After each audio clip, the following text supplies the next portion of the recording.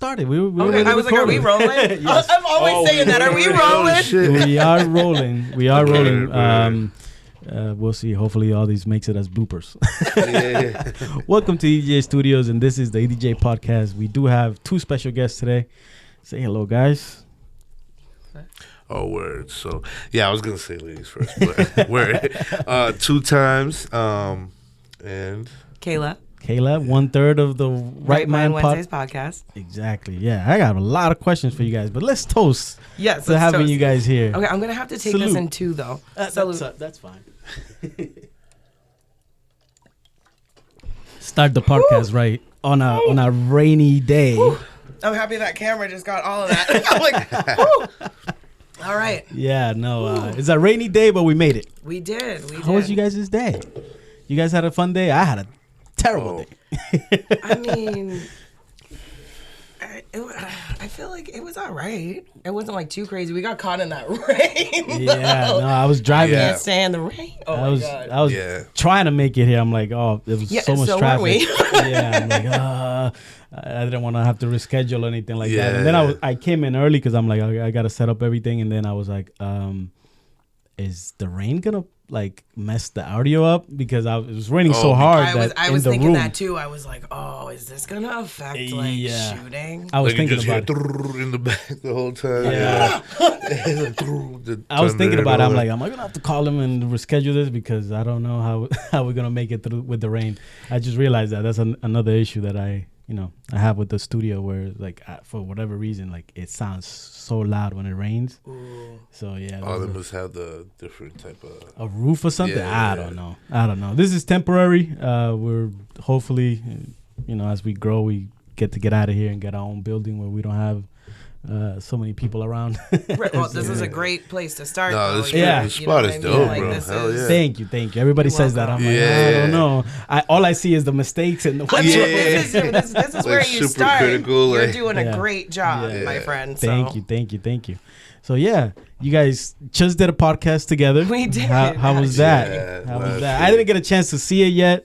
I've been so freaking busy. Hey, that's okay. Life. Yeah, I tried to, like, every guest I have, I try to like do a little bit of homework. Oh, of course. Like I know you're an artist also. I know you're also an artist. Mm-hmm. So you guys are all artists. Yes. I didn't know that. I didn't know you were an artist too. Thank you. So that's very cool. I am not an artist. Yes, you are. Well, I guess in a different art form. Yes, but you are. Yeah, I love music though. That's for sure. What kind of music do you make, Miss Kayla? What do I call you? I will be making. You can call me Kayla. That's fine. Kayla, K, whatever. I'll answer to anything if I know you're addressing me. I'm more. Actually, we were just talking about this the other day. So I am like just entering this world right now. So I'm super green. At the point where I'm just trying to find my sound and like what my artistry means to me. Okay. But with that being said, it'd probably be R&B. Okay. Like on the R&B, like in my feels. I like it. In my soft girl era. And for yourself? And with me, I got some songs out, and it's like, for me, it's like always trying to make like a vibe or something. You like melodies, rhythm? Yeah, more melodic. And I try to, always a lot of rhythm too, like different genres. I try to always like genre bend. Like I'll do, a lot of my beats are like multiple genres. So let's say like I'll have like let's say the hook or something. It'll be like a dance hall.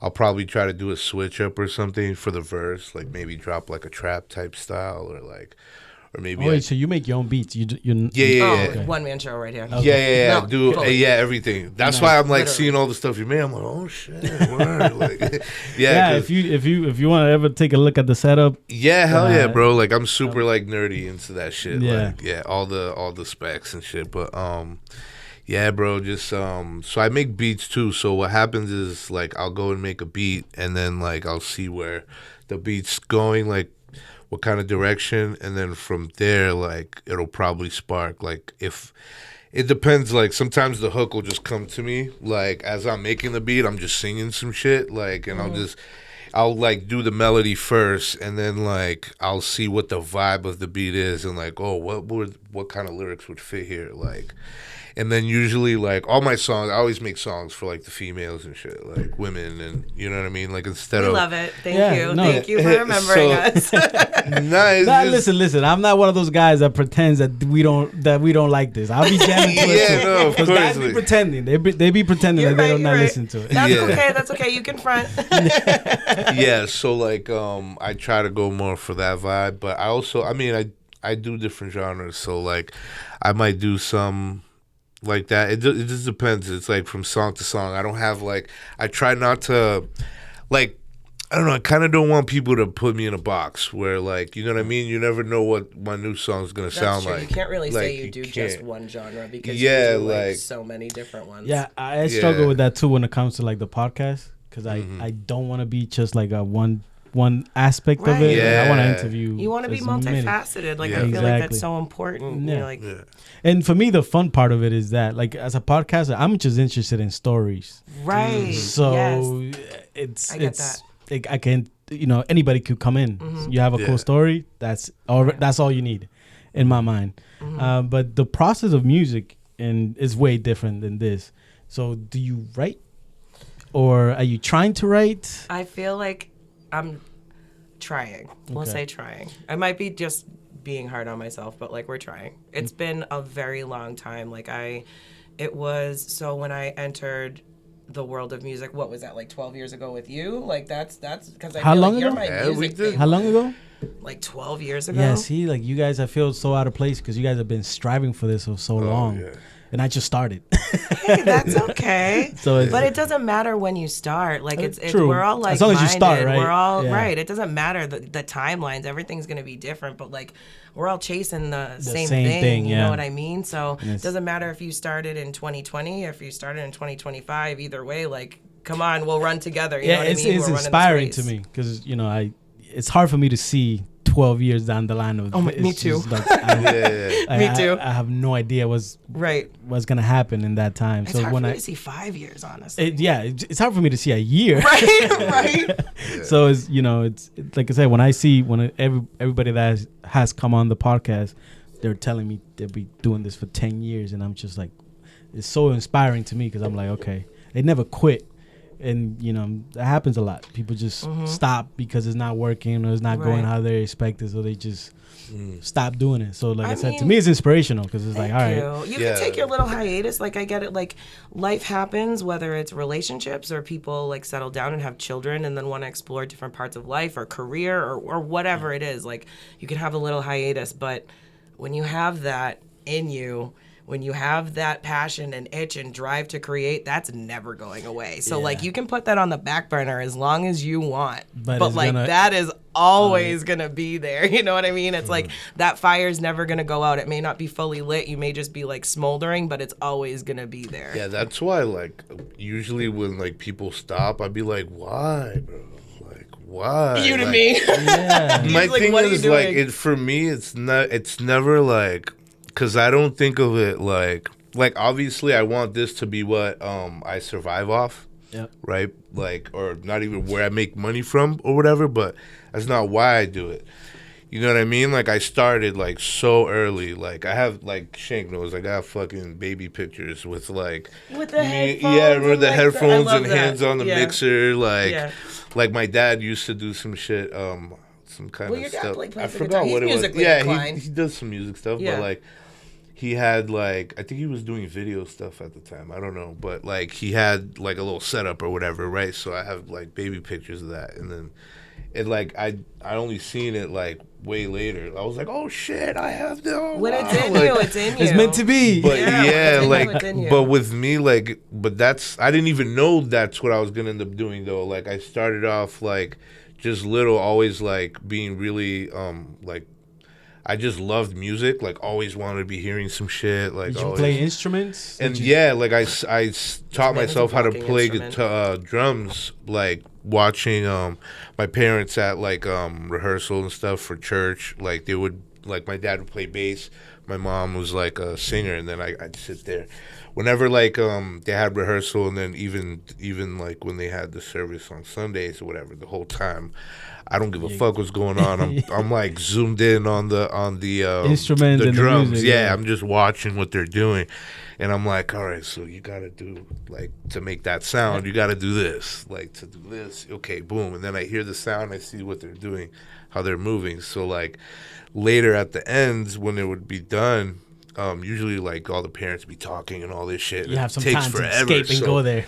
yeah, like they would hide the drumsticks from me because I would always go and grab it and sit there and try to do what they were doing. And I kind of just like one day I sat there and I'm like, "Fuck that! I'm tired of them hiding this shit on me." Like, and I just like sat down and I just focused and just like actually played a beat, and then like. I just kept doing it, and then I started getting better as I was doing it, and it was just they came down like, oh, who the fuck's in here? Like they thought someone broke into the church and was just playing, like, you know, and they're like, who is that? Like, because the drummer was up there with them, you know what I mean? But yeah, when they seen it, they're like, oh shit, like, but it was like playing drums, and then like from there, once I was like a freshman in high school, started like getting into like, oh, I want to be a rapper, and like I want to like, oh, how like I used to always like sit there and be like, how are they making these beats? Like how are they? And then I would hear samples, and I'm like, okay, so they're using another song to make a song, but where's the drums coming from? Like boom boom, and like a friend of mine put me on to like FL Studio, like the demo version, right? Fruity Loops. Yeah. And he's like, yo, bro, like here, boom, and downloaded. Yeah, at the time it was called Fruity Loops. Like now it's just when FL. FL was Yeah, Fruity Loops. I remember that. yeah. And this is just the demo. Like that's the program, right, to make the beats. And like that's not even the program I use nowadays. That was just the first time I ever used it. Was just the demo. So I like that's how I found out what producing was. And I was like, oh, shit, this is how they do it? Like, boom. And then, like, I had no idea about the samplers, about all of that, how they used to make it. Like, my introduction was just straight up FL. And then from there, like, I used to work with my dad, like, summers and weekends and shit. And, like, at a certain point, he, like, instead of, like, paying me cash right away, he would just, like, sit on it. And then once it got to a point, I was like, yo, Dad, like, you owe me this. Like, I like just get this. I want this. Like, boom, boom. And I was like, yo, I want a studio. Like, that's what I want. Boom. And like at the time, like I racked up to like 1,000 something. So like it was perfect. He just went, boom, bought the studio, and then I had that. That's how like, and he shout out to Dad. Yeah, he bought the program. Yeah, exactly. That's awesome. That's awesome. You get support. Yeah, that's how I love your parents. Yeah, no, your family is amazing. Facts, yeah. So like he, that's how like he got me started. But I had just moved from Lowell to Florida in Orlando, so I didn't know anybody.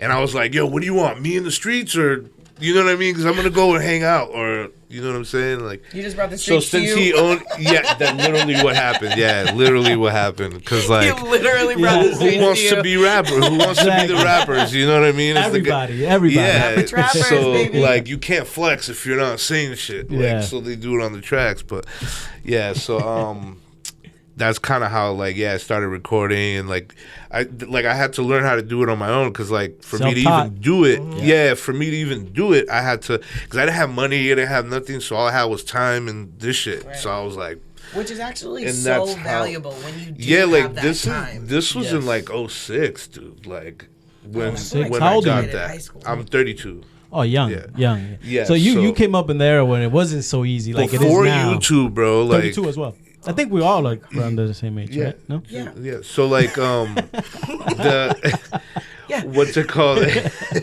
The fucking so I got the program back then, and like this is before YouTube and shit. Like before none of that stuff was out. Yeah. Tutorials. YouTube University. Yeah, before that's I graduated. I'm like, So that's literally like how I learned like engineering was basically before the tutorials.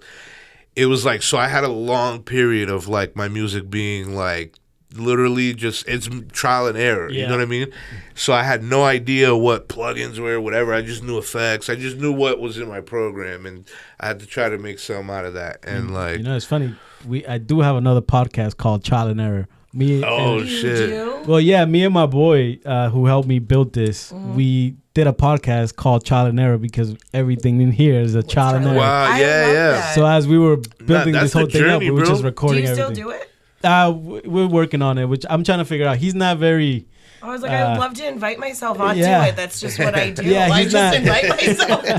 He's not very into being on camera. Okay, he can be the voice in the back. He can be the Oz. Yeah, so I'm trying to persuade him into bringing it back. We have a few episodes. Teach him how to produce, and he could be the. He knows. He could be the Jamie. You know? No, he knows that. He knows how to produce. I get not wanting to be. What is it on camera? You said. Yeah, he does not. He does not like it. I get that.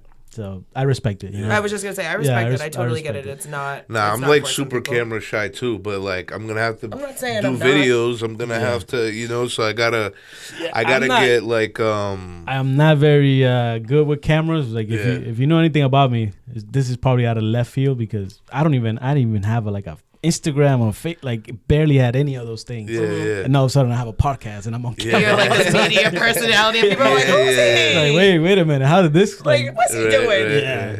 I get that. Yeah. It's funny. Oh, I'm so sorry. I didn't mean to talk over you. Go ahead. No, you.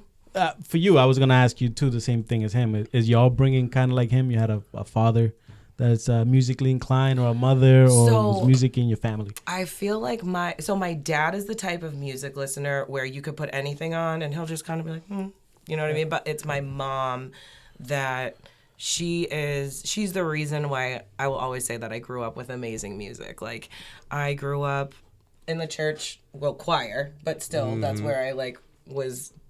Got your starts. Yeah, that's like I got to be in like the shows and sing in the choir, and that's what kept me going.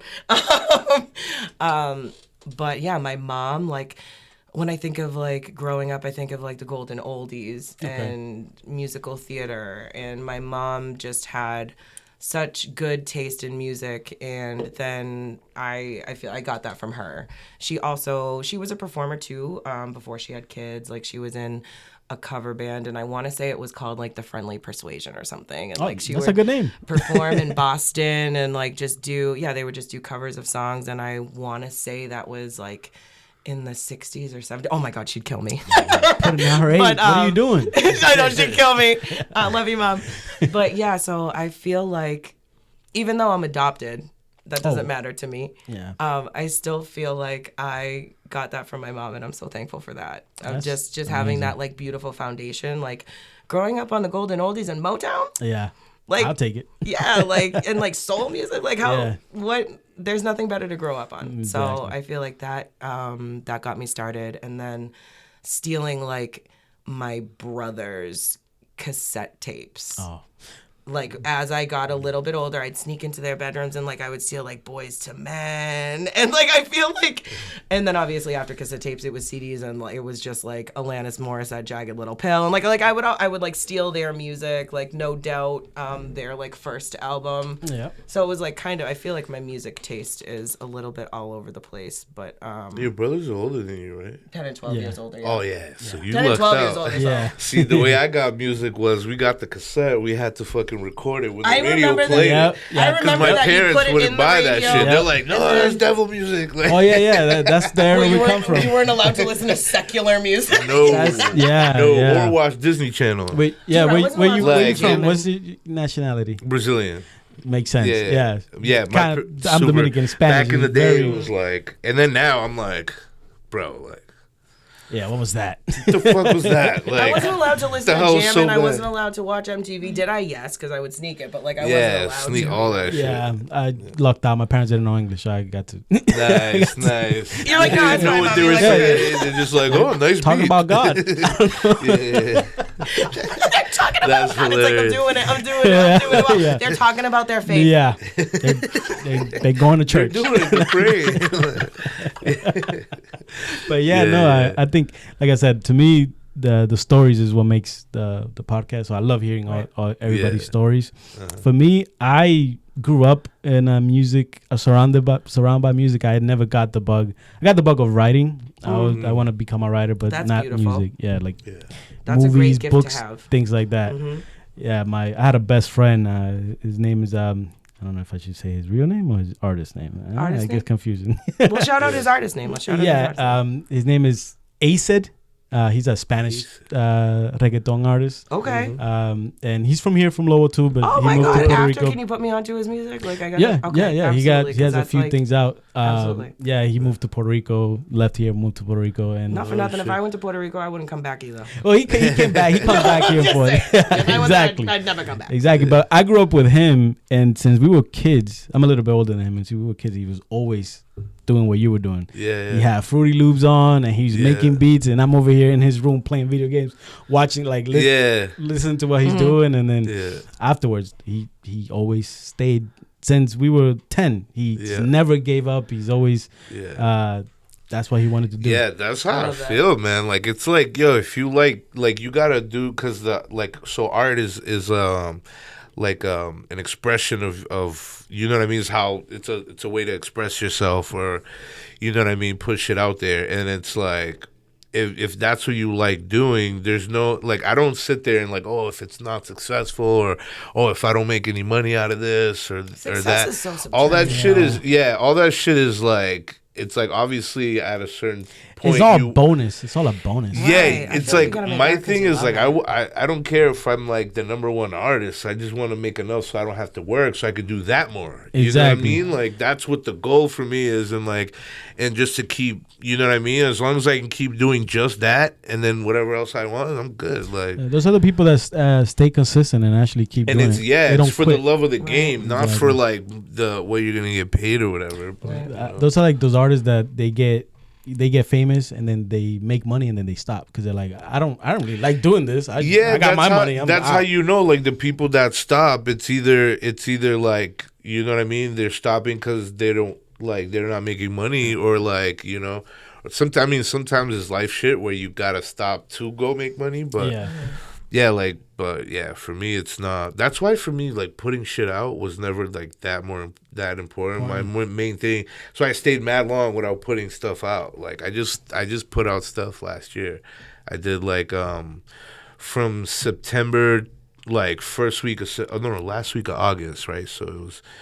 Yeah, so it ended up falling on like the beginning of September all the way through last week of December. So like around Christmas time or whatever. So like I dropped one song a week, just do every week. And then for how long? Just from September to December, and then I stopped for a little bit because I was like, obviously, like, life shit. I was switching jobs, a whole bunch of shit. So I was like, all right, let me stop it again. Let me stop it. And then now I'm like on the verge to move to Atlanta, and then I'm so now I'm like, all right, as soon as this shit's settled and I'm good, I'm back to dropping again. Like, and that's like kind of my plan, is just to drop a song a week.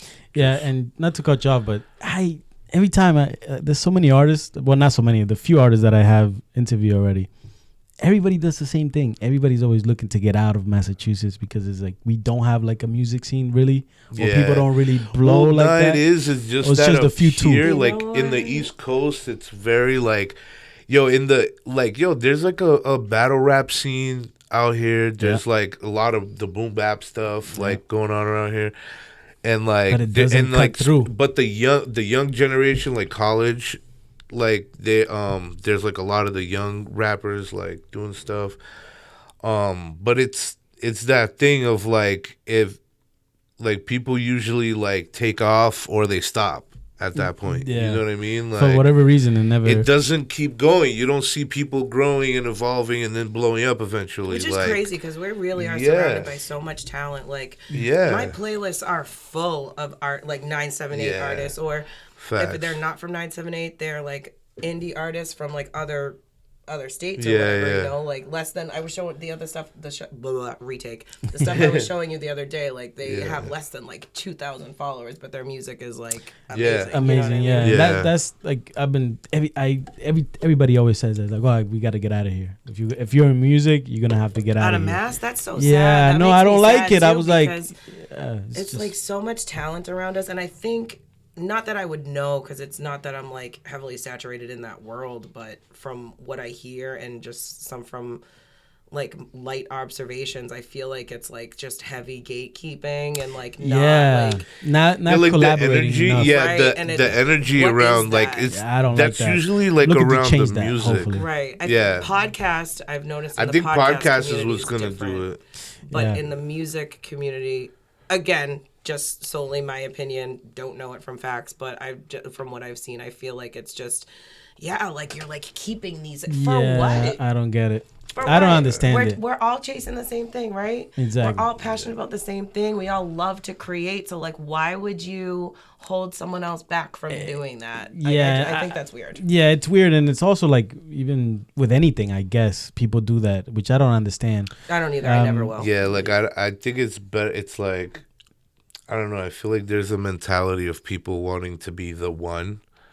You know what I mean? Instead of like, like even it's hilarious. Like no, it's hilarious. It's so even. I can't roll my eyes. Like, it's crazy. When it's like, there's enough for everybody. Exactly. Like we can all just cook up. Like exactly. And the thing is, everybody's different. Everybody's like, bro, so different. I've been preaching this shit like since fucking I started making music. Like, cause I moved. So when I started like recording people and shit was down in like in 06 in like Florida, and then I moved back to Lowell in 08, and I started meeting people again, and like started meeting people that did music, and then from there, like kind of got into the scene, and like I would tell people that shit since back then. Like, well, one other thing I would say is auto-tune. Now everyone's on it. Yeah. Like back then, I was already on the shit and trying to tell people, get on auto-tune. Like, learn how to use it. Like, you don't have to sound like T-Pain. Yeah, like, you don't have to sound like a robot. Just learn how to sound like you on auto-tune. Like, do that. And then now everyone does it. So it's like,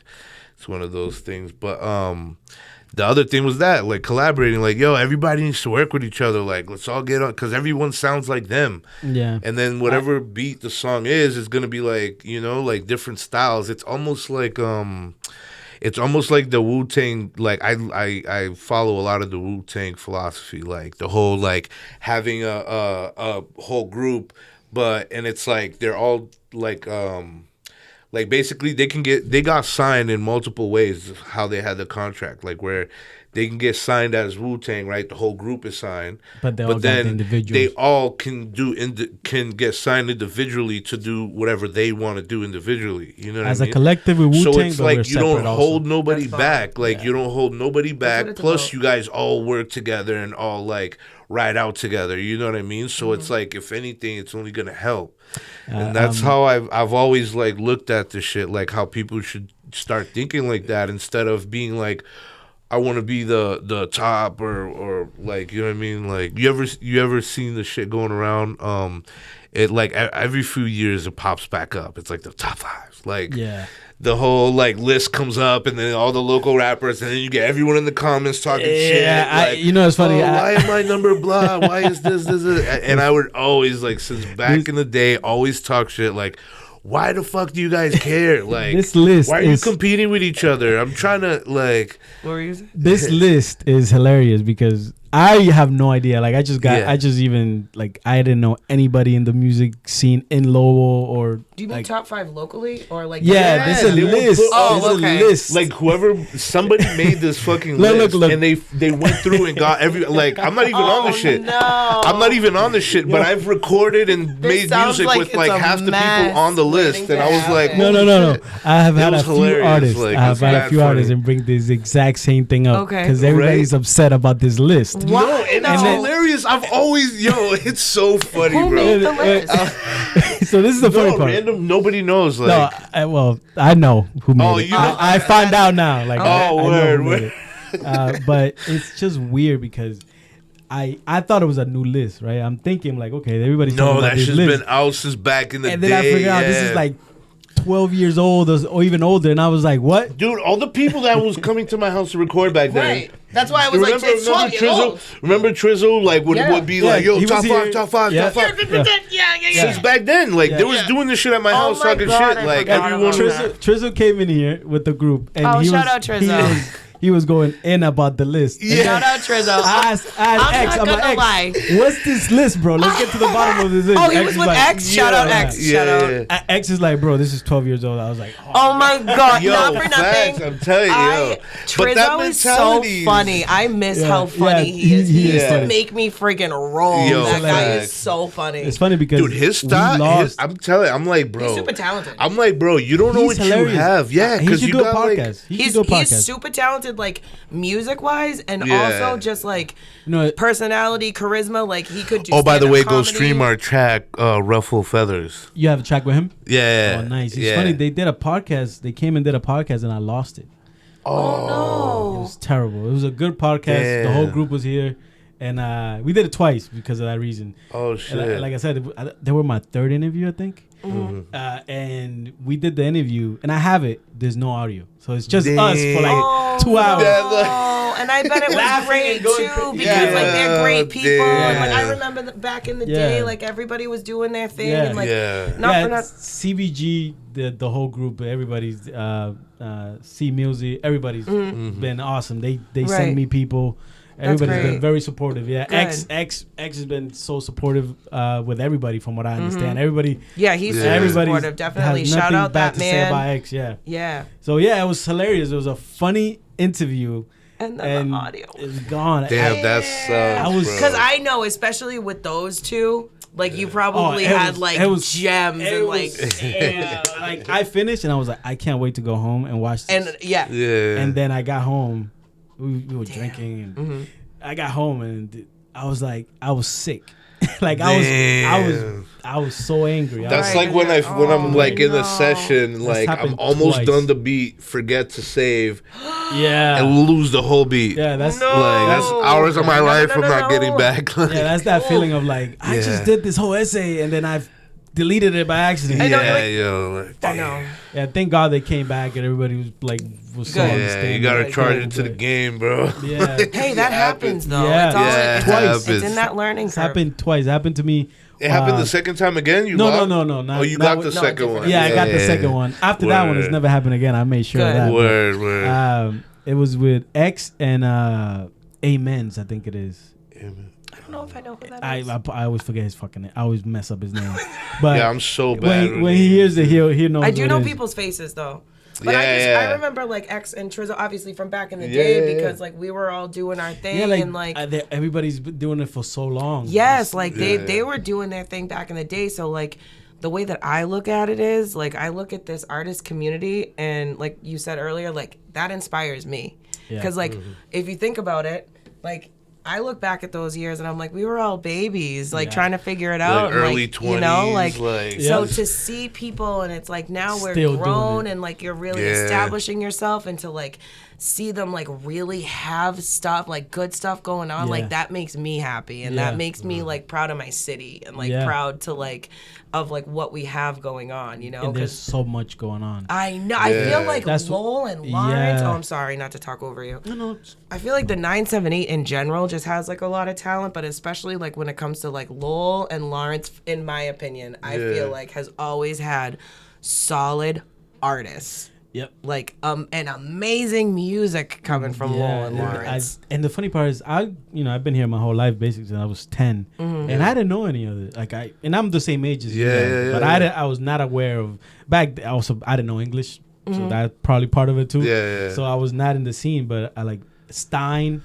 Stein. Like I listened to his stuff and I was just like, he introduced himself to me as a he owns a store for clothing line, and then I heard his rap and I'm like, wait, you should be introducing yourself as a rapper. He's like, but bro, he's been doing it for so long. This is what I'm saying, bro. Like, yo, he needs to come back, yo. Like, he needs to start doing this shit, go hard again. Like, that name. Trying to get it back in here. Dude, he did this thing back in the day that I was like, yo, see, I knew he was like, I was like, because his bars are crazy, right? Fire bars, bro. Fire bars. And then like he has a mind for like yo, you know what he did back in the day, like, because he blew up out of like, I wouldn't say blew up, but like out of nowhere, no one knew who Stein was.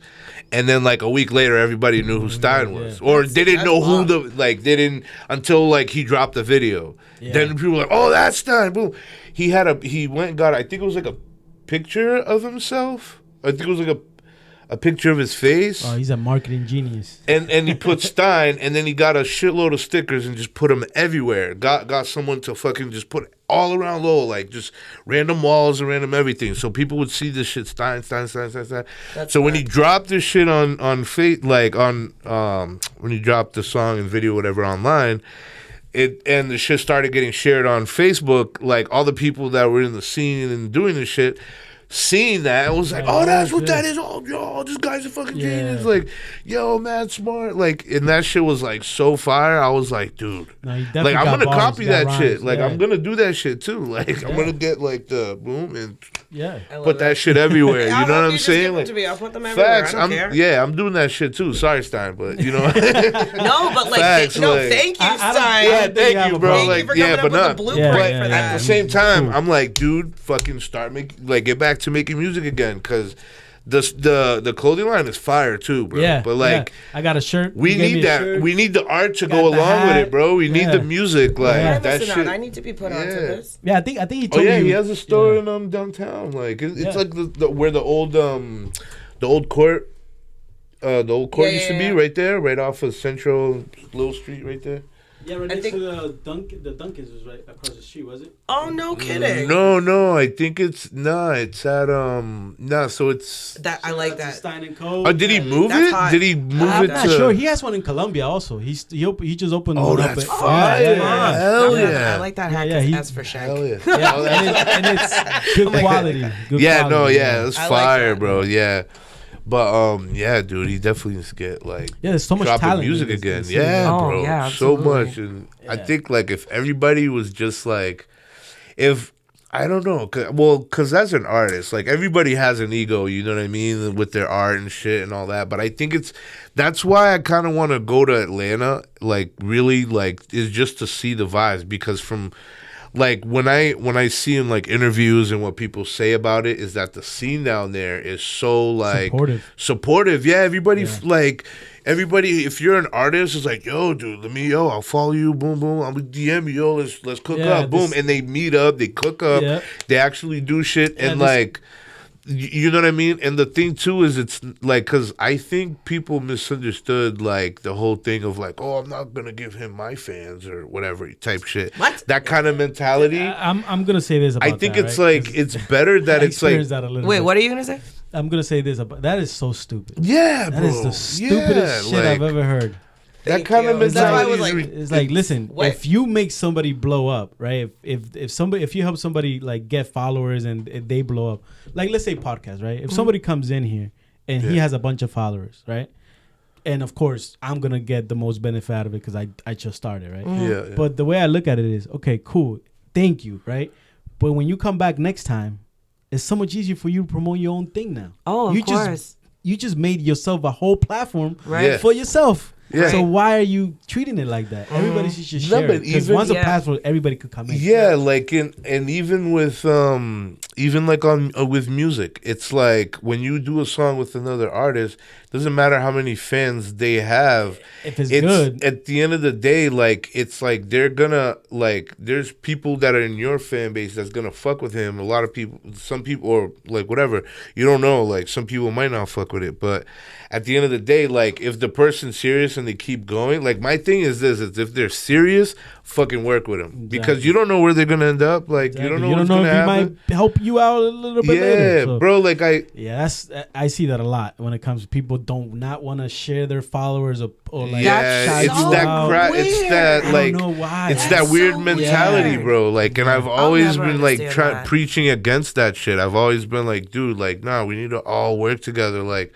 All make songs and shit. All fucking, you know what I mean? Like feature on this, that, whatever. Yeah, it's like people with the podcast. Like I get a bunch of people ask me, they're like, "Oh, how do I get on?" I'm like, "You just did." Yeah, right. Just hit me up. Hit me up. Let me know. Yeah. I don't care about like if I like the music, if I like the genre. I don't care. The way I feel about this is for everybody. Right, like somebody else might like it might not be your cup of tea, but like one of your viewers, like it might really hit them and like resonate with them. That's the reason why I also like. I wasn't planning on making like a studio for like renting to people because I also rent this out. And I thought about it. I was like, well, like I'm not gonna use it 24 hours a day. Mm-hmm. So yeah, you might. That's smart. Yeah, so hell yeah. Like, listen, if somebody wants to do a podcast, and you already have the setup. It's like already here. Yeah, everything's already set up. Exactly. You just come in, plug your computer, and there's a few podcasts coming out soon, hopefully from here. That's great. Oh, that's awesome. Yeah, that's dope, bro. Because you can turn this shit into a network. You know what I mean? Like, yeah, like the way I look at it is, we need more podcasters. Yeah, bro. Especially locally. I like the natural. Like, I feel like it comes natural with podcasts. Like that whole collaborative thing is built into podcasting because you have to like.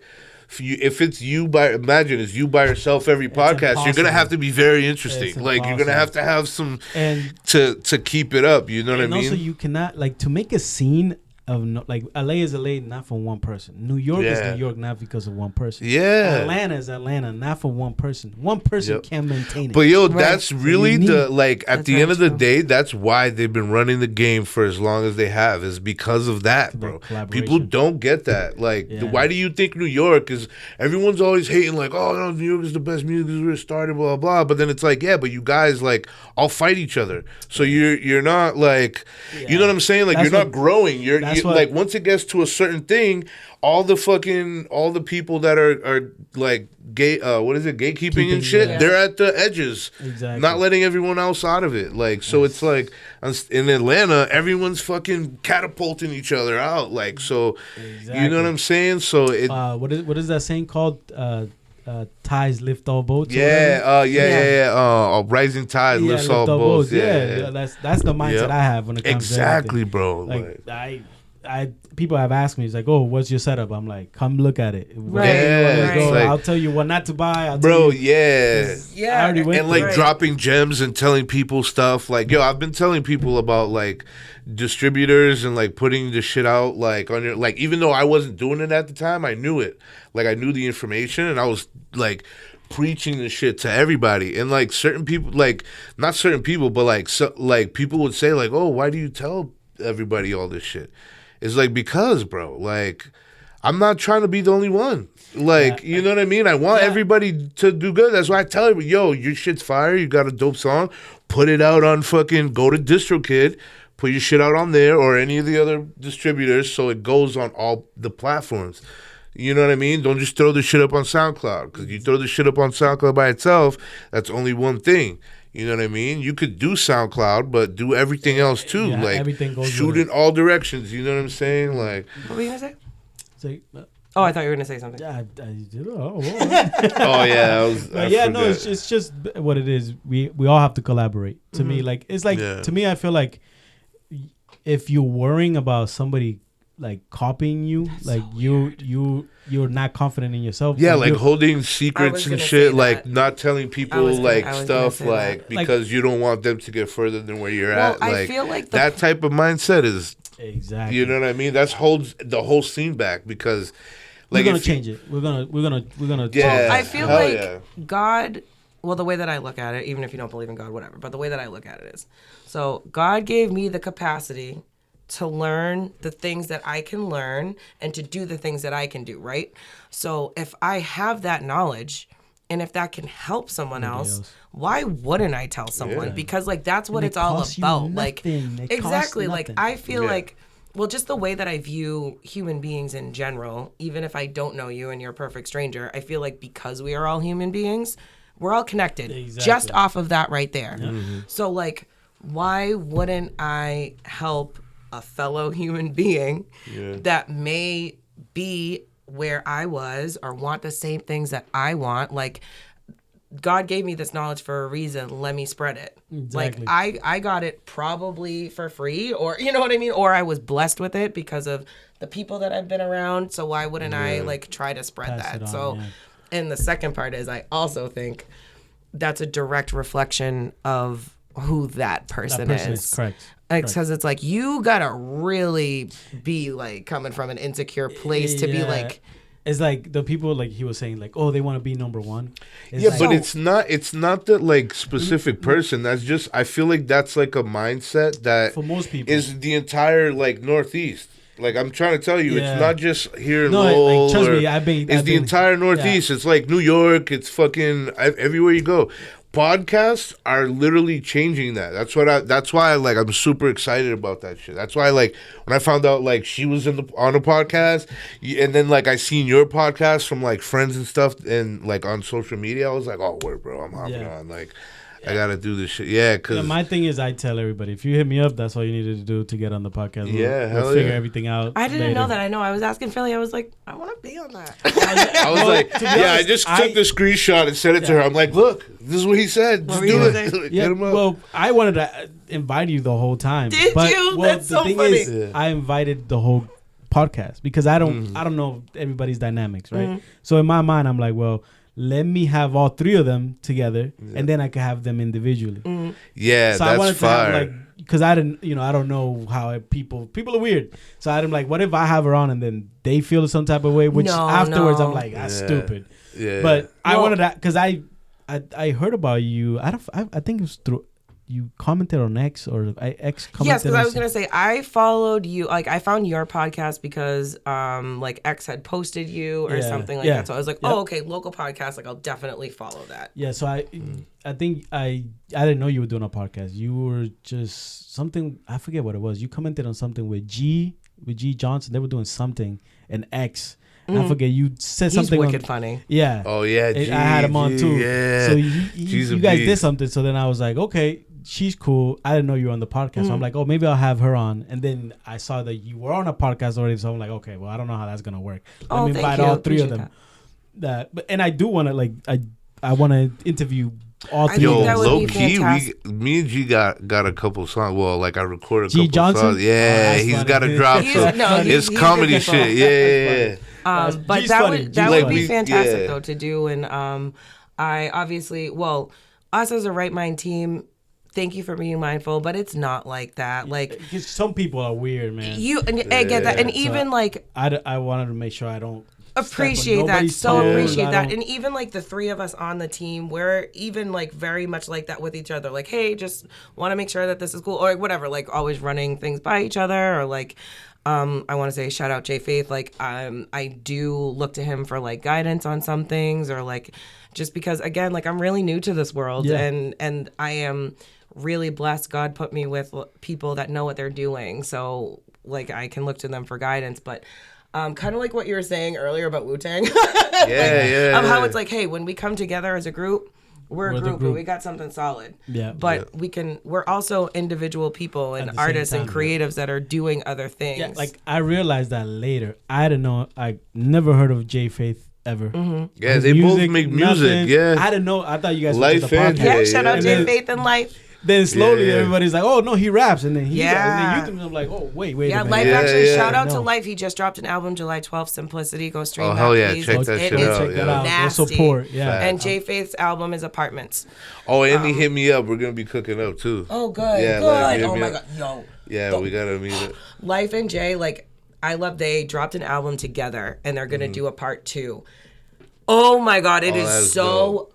Good. Yeah, and they like had a show like not long ago or something. Yes. Yeah, see that to me that's all cool. And like I said, to me I was always excited because I was like, okay, yes, it's another podcast. Because I was like, am I gonna be the only one? No. And then I was like, oh no, there's another podcast. Cool. Like I wanted to talk to you guys like about everything. I'm like, how does the studio go? How do you guys fix this fucking blurred problem Jay's that I'm having? Shout out to Jay again. He's the one. I can't take any credit for anything. I just show up and he makes me look good. But like Jay, he's an excellent leader. He knows what he's doing when it comes to the tech stuff. Like he's just so good. Like when it comes to interviewing and like just when it comes to like leadership in general, like he really knows what he's doing. Nice, so I feel very blessed to be with him. Yeah, dude. I was gonna say too, right? Like that's the thing. Like the thing too is like I fucking love talking shop. So like, you know what I mean? Like when I see people in the club that I make music with, I almost get like it's crazy because sometimes you'll meet people like in a different setting and like you'll be trying to talk to them about that and they're like, yo, bro, I'm in the club. Like we're in the club, bro. I'll talk about art anywhere, anytime. I don't care. Yeah, and it's just like it's hilarious, bro. But yeah, dude, all that shit and collaborating and like I think like the more of that shit that starts happening, more podcasts, more collaborating, more things. Exactly. That's all like, we need. That's what's gonna make the scene pop how off. How many names have we? It's gonna bring me back. Right. Yeah. all from the same town. Yeah. Right. It's crazy. So like, all we need to do is everybody work together and trust me. Exactly. Like, and I love that people that have come on Right Mind are here, or like I'm on Right Mind and I'm here. Like I love that, and I think that's what it should be about. Like, when I first saw your podcast, I was like, oh, I can't wait to see what this is about. Like, you seemed really great. You had a great vibe. This setup is so good. Like, it seemed like everything you were doing was, like, really legit and solid. And, like, that makes me, again, like, happy and proud. Yeah, no, for me, like I said, when I first, at first I thought there was nobody around. I'm like, oh, shit, I'm going to be the only one. And I was, like, a little bit skeptical about it because I'm like, well, if I'm probably going to be the only podcast in town, how is that going to work? I'm like, you know, are people even gonna show up, or is it gonna be too much? So when I found out about you guys, I was like, yes. And then I saw that you guys had 60 episodes, and I was just like, man, that is amazing. Because I couldn't look like that far ahead. I didn't even know where. That's all Jay. Yeah, that's all Jay. I have not had any guests that I know. Nobody I know. I don't. Anybody that's come on, I don't know anything but their page. I don't know. Oh, wow. That's really cool. I don't know any single person. No, that's awesome because it's super fresh. Like, I love that. The whole like. Yeah. I don't know anybody that like so not organic. one of my friends have come to the podcast. I'm sure that hopefully they'll come one day, but everybody that's shown up, it's all organic. And again, X was probably one of the first people that started like, I'll help you. I'll send people. That's awesome. So I can't complain. Yeah, that's why I'm like, I don't see when people talk about all this negativity and like people, I'm like, well, I don't see it. Yeah, it's mostly in the music. I think it's it was like I experienced a lot of that like in the beginnings, like back in the day. I think now things are changing, like because of like people seeing that and like because of people talking. Like I watch a lot of podcasts, like that's all I do. The Joe Rogans, all the other comedians, and the whole like, you know what I mean. So like I sit there and I'm like listening to how they talk about it, and whenever they mention that stuff, like how like because I would hear them talking about how like the comedian scene has been changing from Joe Rogan, how everybody was like, everyone was like if you got something they would hate on you, and then it would be that. So that is how like it used to be, you know what I mean? And then I feel like with like what happened off of the Joe Rogan's thing, like, dude, everyone that, like, all his boys, like, everybody blew up. They all blew up because it was like they were all feeding off each other. They were all like, you know what I mean? They're all like different. Nobody's worrying about like nothing. That's what I always tell people. I think it was the last podcast. I forget which one it was now, but not that I have many, but I forget. I said like you got to think of and you have to be comfortable to do it also because like I said, it takes a level of being comfortable to put yourself out, really yourself, not with a shell or pretending. Yeah, it's like DNA. You can't copy it. If you're really being completely yourself, you're absolutely right. You can't copy it. So I'm never worried about like, if somebody comes to the studio, do I want to be the only person in my studio and not let anybody else start because I want to hug everything? I was like, no. I'm like, I don't think they're gonna do how I do it. Right, might be even better.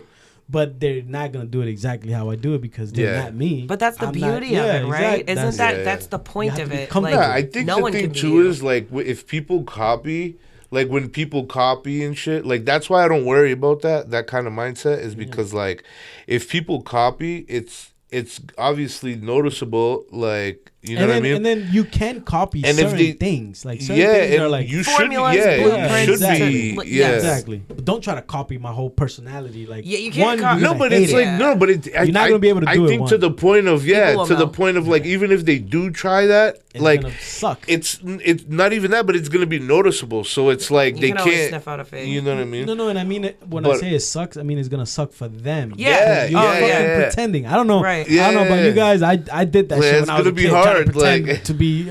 Yes and no, and I get that. Yes and no, and I get it. Yeah, I was like, no. That's why it's like, I think all that shit is like, it's like fuck it, just do it. You know what I mean? Like, just even if that's why, like, I don't worry about like, you know what I mean? Like, someone's gonna copy or someone's gonna blow up first, like, or this that. Like, I like that whole mindset is mad like trash. Yeah, like I feel like it holds you back. Juvenile. Like I feel like that mindset holds people back. Exactly. It's definitely it's. I feel, to me, in my opinion, I feel like that's a very adolescent mindset, and it exactly. it like shows where the person is coming from. So like, if you, without asking any questions at all, if you just listen to someone, you can find out most of what you need to know. Exactly. You know what I mean? People tell you everything. I was actually just having a conversation very similar to this, and now I just lost my train of thought because I'm ADHD. It happens. It happens.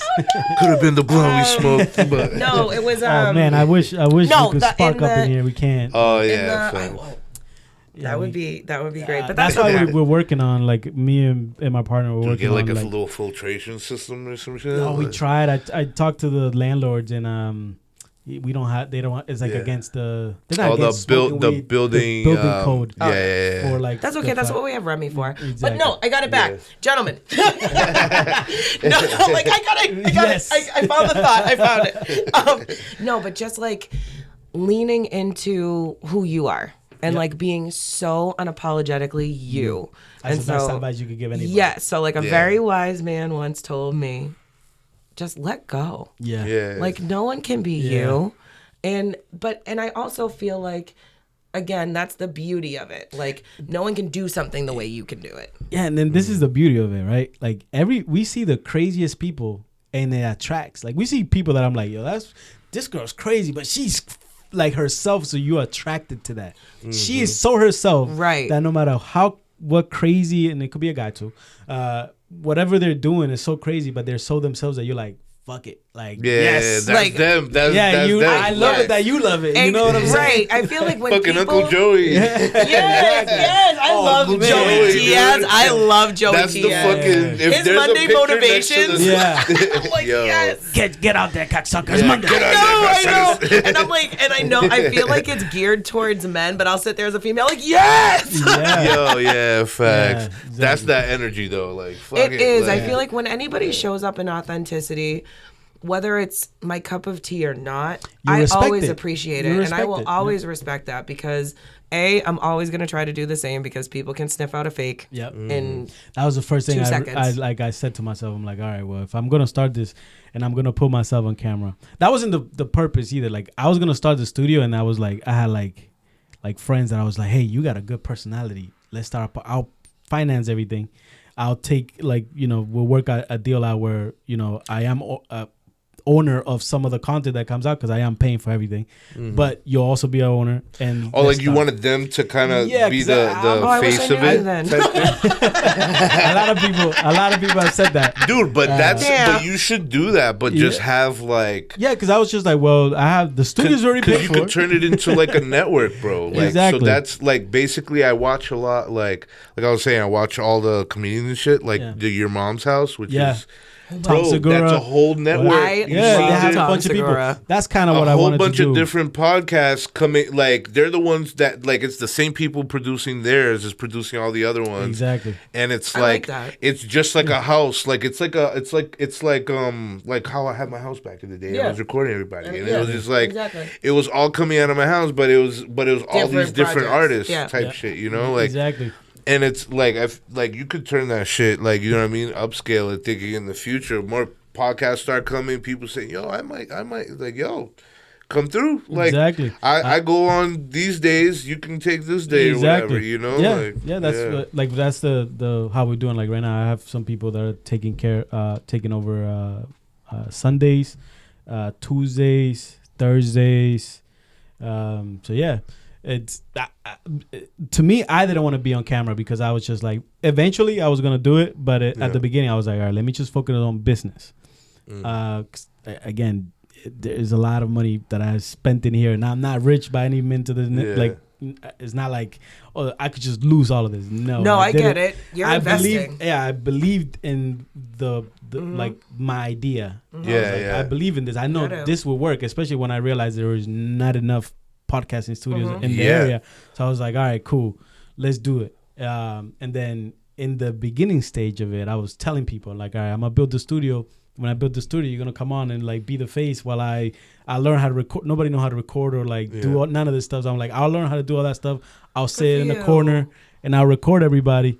And just because I have friends and I'm still trying to convince them. Hopefully, I get them to do it because they have the right. They have good personalities. They're funny. Yeah. I'm like, dude, you definitely be good at this shit. Yeah. So I'm still trying to convince them to do it, but it didn't work out. Once I had everything done, they either were mindset was different. Yeah, the thing too is you gotta depend. You gotta like depend on them to show up. To show up to like let's say it's like I kind of fuck with you doing it yourself too though. Like that shit's dope because it's like you build your own thing. You're producing yourself. You know what I mean? You funded yourself. I do everything by myself. All of it. You learned how to like be a that's one-man machine. That's kind of how I see the shit with my music. It's like because I know there's a lot of videographers. Like I know X does videos and all that shit too. Oh, he does a great job too. So does Watson. What is it? I forget the name. I just said it the other day. It's like Jetpack TV. Yeah. So it's like, and he's a beast too with the videos. There's Mr. DL does videos. And I think he has a podcast too, bro. You guys should definitely link? Yeah, definitely would like to get podcast. Anybody that has a podcast. Yeah. I would definitely like to get to. I don't know anybody that has a podcast. I would like to we should all probably meet and be like, hey, we bounce around. Guests, and things like that, because like I said, they're always gonna help everybody. Yeah, exactly. That's what it's about. Like even for this, like I do deals for everybody. Like one of the guys that comes in, like I just do them like a monthly deal, like where it's like it comes out to like dirt to nothing, because in my mind I'm like, I'm not looking to get rich of like people coming to run the studio. I want to make it affordable so anybody could do it. Right. So like one of the guys that's coming to do it on Sundays, like I just give him a whole monthly deal. Like you have every Sunday out of the month for 3 hours. Not bad at all. For 3 hours, I'm like, you get 3 hours for the month. No, you get 3 hours so there's 4 Sundays a month. No, that's what I mean. But that's the price for the price, whole month. I was just like, you're gonna get like, I'm not. I looked up. Like I said, to me it was just like, who wants to do it? If you want to do it, dude. And what's dope with that is I don't want money to be like a problem for like. You didn't want to be a barrier because you know what it's like. Yeah, exactly. I know exactly. So like, there's a lot of talented people that might not, do it. Finances is going to be a barrier for a lot of people. A lot of people, yeah. Not for nothing. Sometimes finances is a barrier for myself. But it's like that, for everybody. Like even like being like an artist or whatever. You got to buy beats. You got to pay for videos. And then also, yes, we do deals and all that stuff. But also, if you do believe in yourself, invest in yourself. Exactly. Don't be scared. Don't be scared. You got to do it. You have to do it. Because some people will like not do it, and it's just like, to me, that's crazy. Yeah, it's like that means you don't believe in yourself. I feel like there's. How can I invest in you if you don't invest in yourself? Exactly. Again, and that's something that I also was a part of this conversation that I was just referencing of like, no, I actually think it's really important to know your talent, because if you don't know your talent and if you can't identify it, how do you expect anyone around you to? Exactly. Don't sit around and wait for people to tell you, because they're not going to tell you shit. Exactly. You know what I mean? Like, you got to do the research yourself. You got to do your YouTubes. You got to do your Googles. I feel like just knowing you and knowing what you have to bring to the table, and also being aware of what you don't is very important. Yes. Know your limits also. Exactly. Yeah. Right. And like the thing too is like I was saying earlier, like, because there's like the guys that do videos and shit, and like I'm gonna eventually work with all of them, but one thing too for me is like I'm super hands on, so I kind of want to learn how to do it myself. And be like, that's why I'm saying I fuck with how like you have the shit, because you taught yourself how to do that. You taught yourself. You spent the money to get all the equipment. Like I said, we had a podcast named Child and Everything. I love that. I think that's so meta. Like, I remember when we first came in here, we started putting like the panels. Yeah. We came in. We spent like 3 hours. Then we came back the next day. They were all on the floor. All of it. What did you guys use? Like, man, it was just going on Amazon, ordering shit, and then I was like, oh, that's that group. Like they trick you. That shit don't work. That glue don't work. Or whatever. Yeah, they're like, oh, this is the best soundproofing panels, and this is the best glue for it. You come back the next day, everything's on the floor. We have to start back up from the beginning. I went through like 3 different mics. I still have them. Like I spend money on like just fucking up. Yeah. So I tell people, listen, if you believe in it, for me was I saw it like clearly in my head. What's dope is you kind of did it like the difference. What I'm saying is I respect how you did it, right? And like with me, I feel like I did the same, but in a slow paced way. Like since I started early, so like with me, I had the time to be like, I get one piece and then boom, boom, and like kind of built it up over time and learned how to use everything I got within like. So it took mad long, but like, I know how the process of learning all this shit and like getting all of it together. Like you kind of did it so fast, so I'm like, shit, it was not fast at all, bro. It wasn't fast. Like I said, I started 2020. But in terms of like, cause like I started like 06, so like you're a kid. I'm thinking like that, So I'm thinking from that way, from like holy shit, boom. But it's dope though. It's everything kind of aligned. For this, perfect. Yeah, that's how it goes, though. Yeah, because I remember, like I work, I run 2 separate businesses, so I work. There is no like hours for me to work or not work. It's always. I'm always on the clock. Yeah. So a pandemic happened, and my business got shut down. 2, that was so scary for me because I built this business from the ground up, and all of a sudden, like the government telling me, you need to shut everything down. And I'm like, that's what? Great. And I don't own it. I run it, but there's an owner, and he fully trusts me, and we've been working for 15 years now. And the way we work is, you're the money, I run things, and we keep it that way. It works, and he trusts me. He comes in and look at numbers, and everything's good. Okay, good.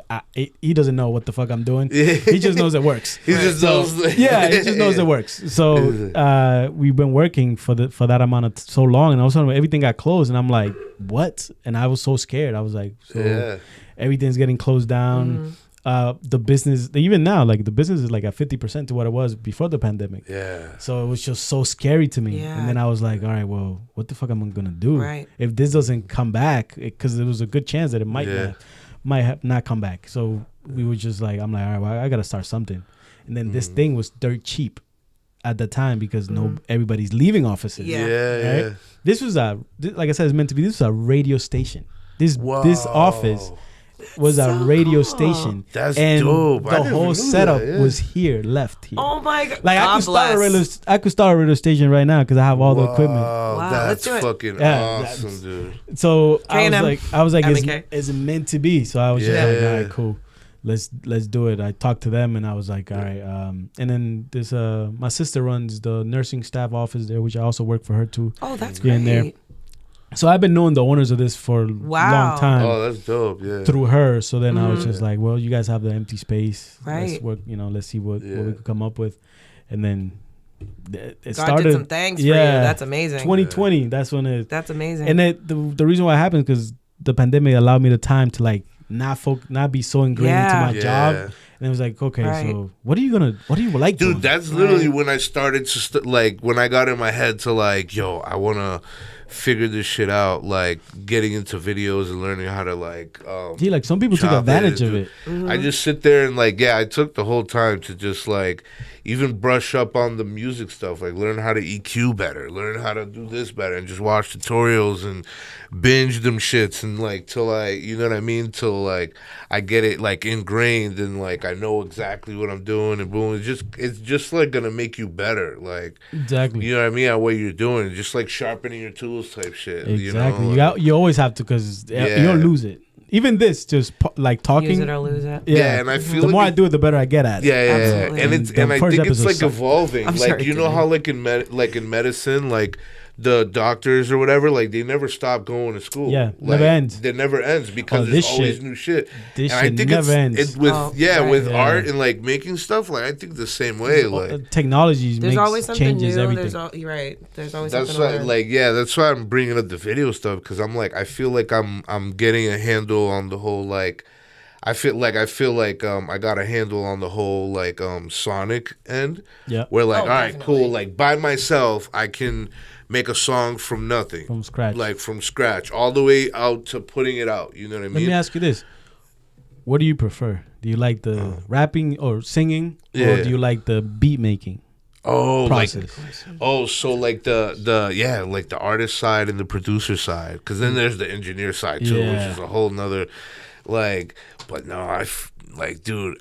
Oh, that's such a good question. Yeah, it is, bro. But it has to be like the beats, bro. Like, it's yeah, funny. it's because that's how it starts. It's like you need the music first, because that's what's gonna set the vibe of like, you know what I mean? Because you can get, that's why like I feel like you can make a song on any beat, just because you gotta find what the vibe is. You gotta find what is the music saying that I need to be saying with words? The music draws it out. Yeah, that's what draws it out of you. Yeah, exactly. And then you just put your experiences as the you know it's funny. I tried my hand at rapping, since I do write, and it scared me because of that. Because I can't do. Yeah. That's why I can't do a scripted thing. I can't come say like I couldn't like before you guys came in. I couldn't write questions for you guys. Yeah, it has to be all flow. Yeah. If I try to do it with a script, it won't work. That kind of happens in art too, like making music. A lot of guys freestyle, right? Yeah. Like,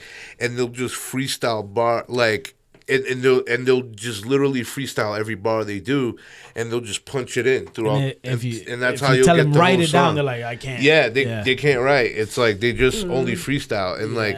It's kind of like sometimes not every bar is gonna be it. You know what I mean? A lot of times it's gonna be like, no, this is trash. Take it out. This is trash. Take it out. Boom, and keep going until they get a good bar, and then you just punch in every good bar. You're gonna end up with a dope track. Like. Exactly, and also music is so personal. That's why I asked you too if you wrote, because I was like, there's no way I'm putting all this stuff with writing. Like I've always been a writer. Like I've always loved. Like I've journaled ever since I was little. I've always written like short stories, and I've always known like I'd write a book or a play or a screen or whatever. You know what I mean? Like I've always known that.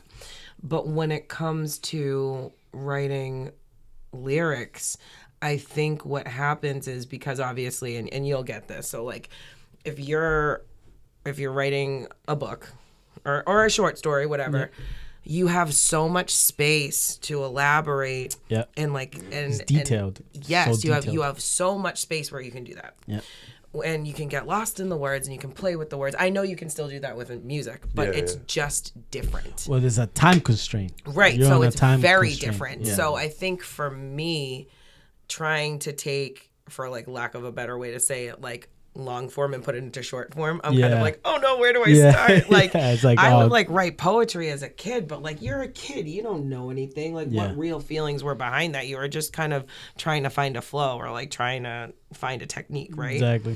But like now, I feel like yes, I have all the feelings. Yeah. I know I have the skill set. Yeah. I just need to like exercise that and explore it more. That's the part Use of it or lose it. Yeah, that's the part of writing where you have to do it. Like Joe Rogan says, like he writes an hour every day, no matter what, even if it's chicken scratch. Doesn't matter. I should do that. That's it's almost like like that's a thing too. Like I'll have blocks sometimes. Yeah. But it's a block, but it's also like you got to think of it like this, like.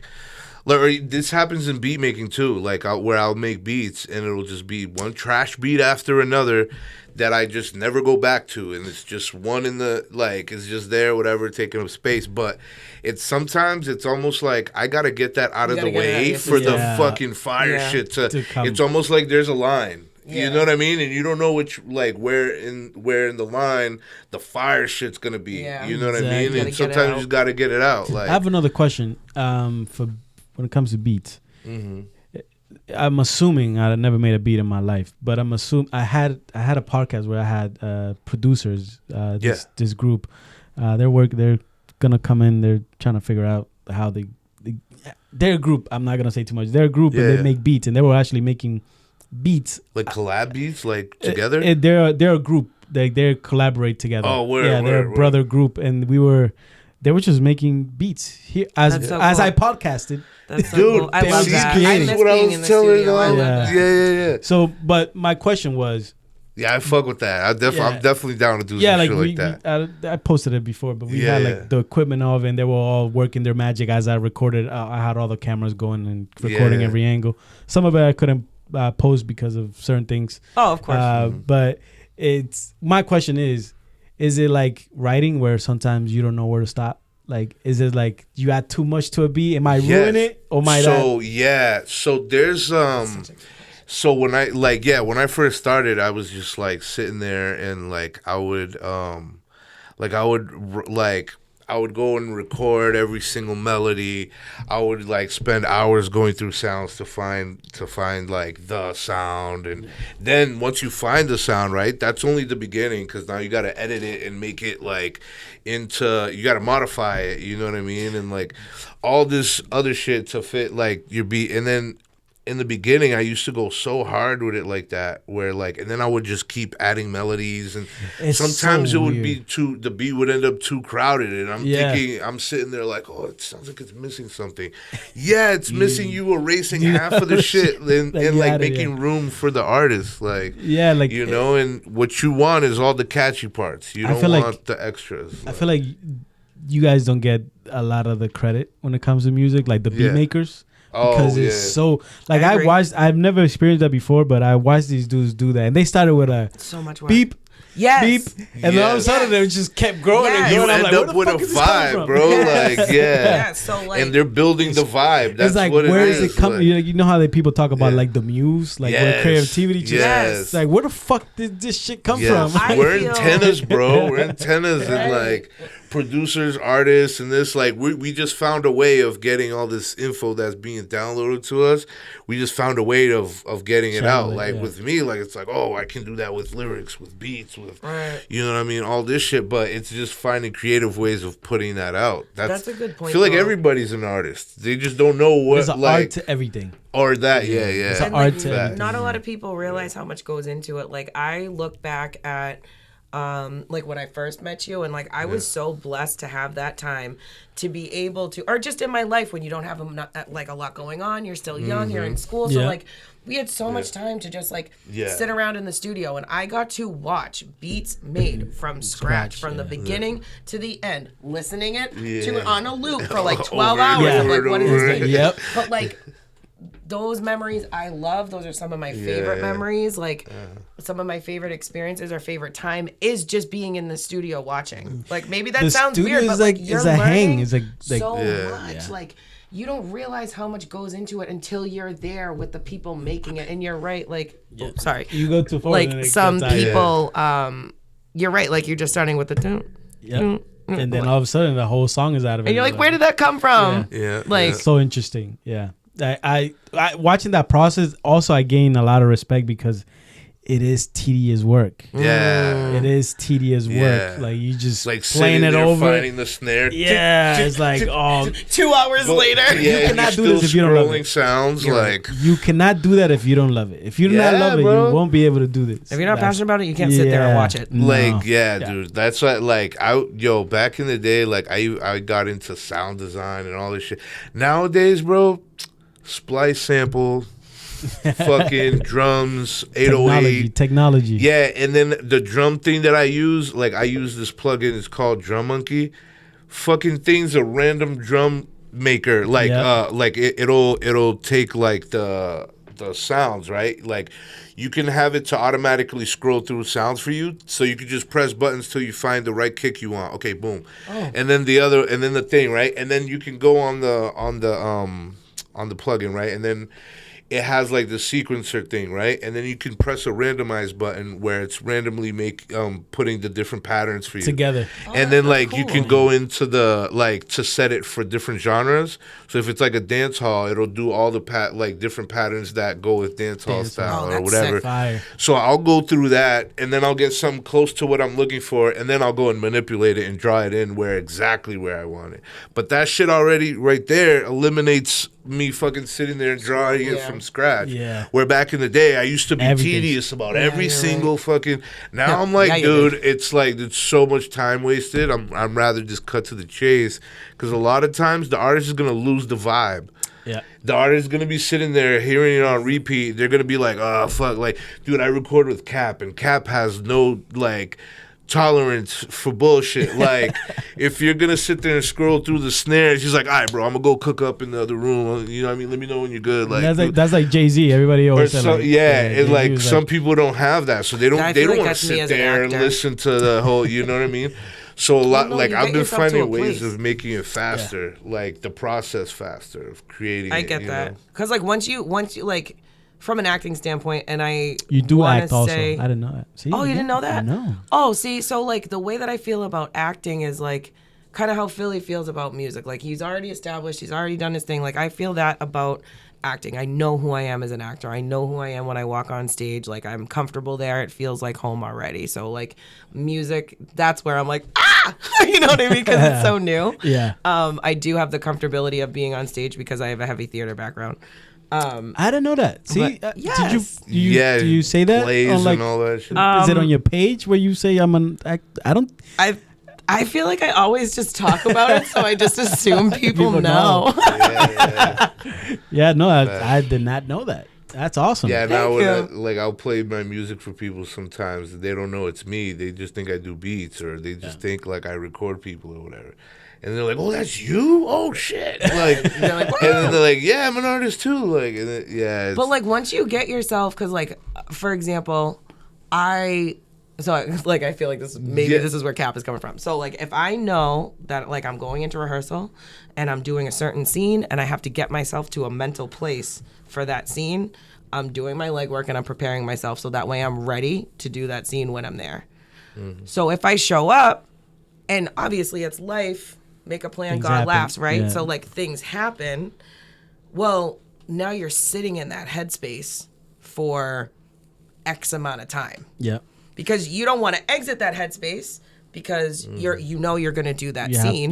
So you don't want to leave that headspace. You want to still be in character, but you're like, how long am I going to have to wait here? And then when we get going, am I still going to be in the same place? Like, we got to go now.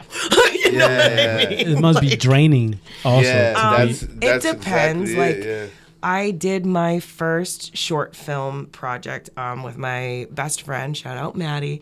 So we did that a couple months ago, and I had noticed that obviously that's a very different world from theater. So like the way that you prepare yourself is a little bit different, and everything is different. Yeah. So like I was approaching this from like a theater space. So I'm like doing my work and like trying to get in the headspace. And I'm like, oh my God, girl, this isn't even how it works. Like this isn't even, what are you doing? Yeah, it's almost like performing the song and recording the song. Two different things. Yeah, two very different things. You know what I mean? Like on when you're doing theater, that shit's like, we're doing this live. Like, you know what I mean? But when you're doing a video, there is no retakes.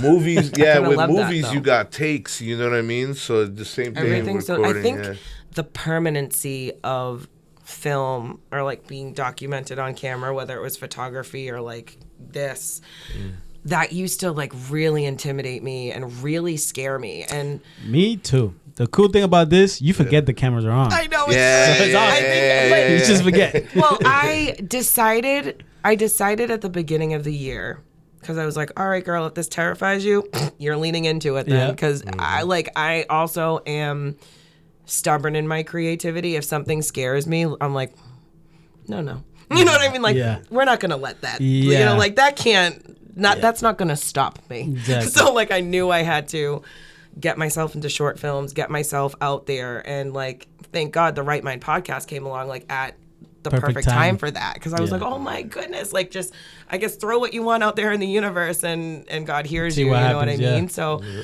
like being on camera, obviously that has been as you probably know exactly what I mean. It's like horrifying. You're watching yourself oh my God, let me ask you pick you sit there and you pick all the stuff and self-critique. Lighting is the fucking worst. Okay. Yeah. I was like, I'm gonna tell this. My brain doesn't work like that. I'm gonna tell this to anybody. If you're gonna start a podcast, don't think sound and video is gonna be the worst thing. It's it lighting. Is not. It's lighting. You were talking about this with Crispy. Fucking Shout out Crispy. Yeah, I'm like, this is horrible. Bro, like, yeah, over here you see everything is dark. Like the whole, like, every surface in here is dark. So you need more lights. You need stuff to brighten it. Yeah, and then also people's skin tones changes everything. Yes, so there's there's that thing that you have to also balance. And I was like, white balance. And I never understood why I would hear people say, it's like, oh, I spent Jay-Z, I think it was like $100,000 in lighting. I'm like, what the fuck? It's just lights. What do you mean you spent $100,000? Just lights. No, there's like a person controlling the fucking lights. Yeah, because it's an art. It's an art in itself. Yeah, There's actually, like, when you go to do shows and shit, there's the people that do the lights and the people that does the mixing, like to make sure all the volumes, it's an art. Whatever. Yeah, so there's theater like too. You got all that. Yeah, it's like live, like a live audio engineer, and then there's it's the diff, and then it's like How about let me ask both of you guys. What is, I asked him his favorite between singing and producing.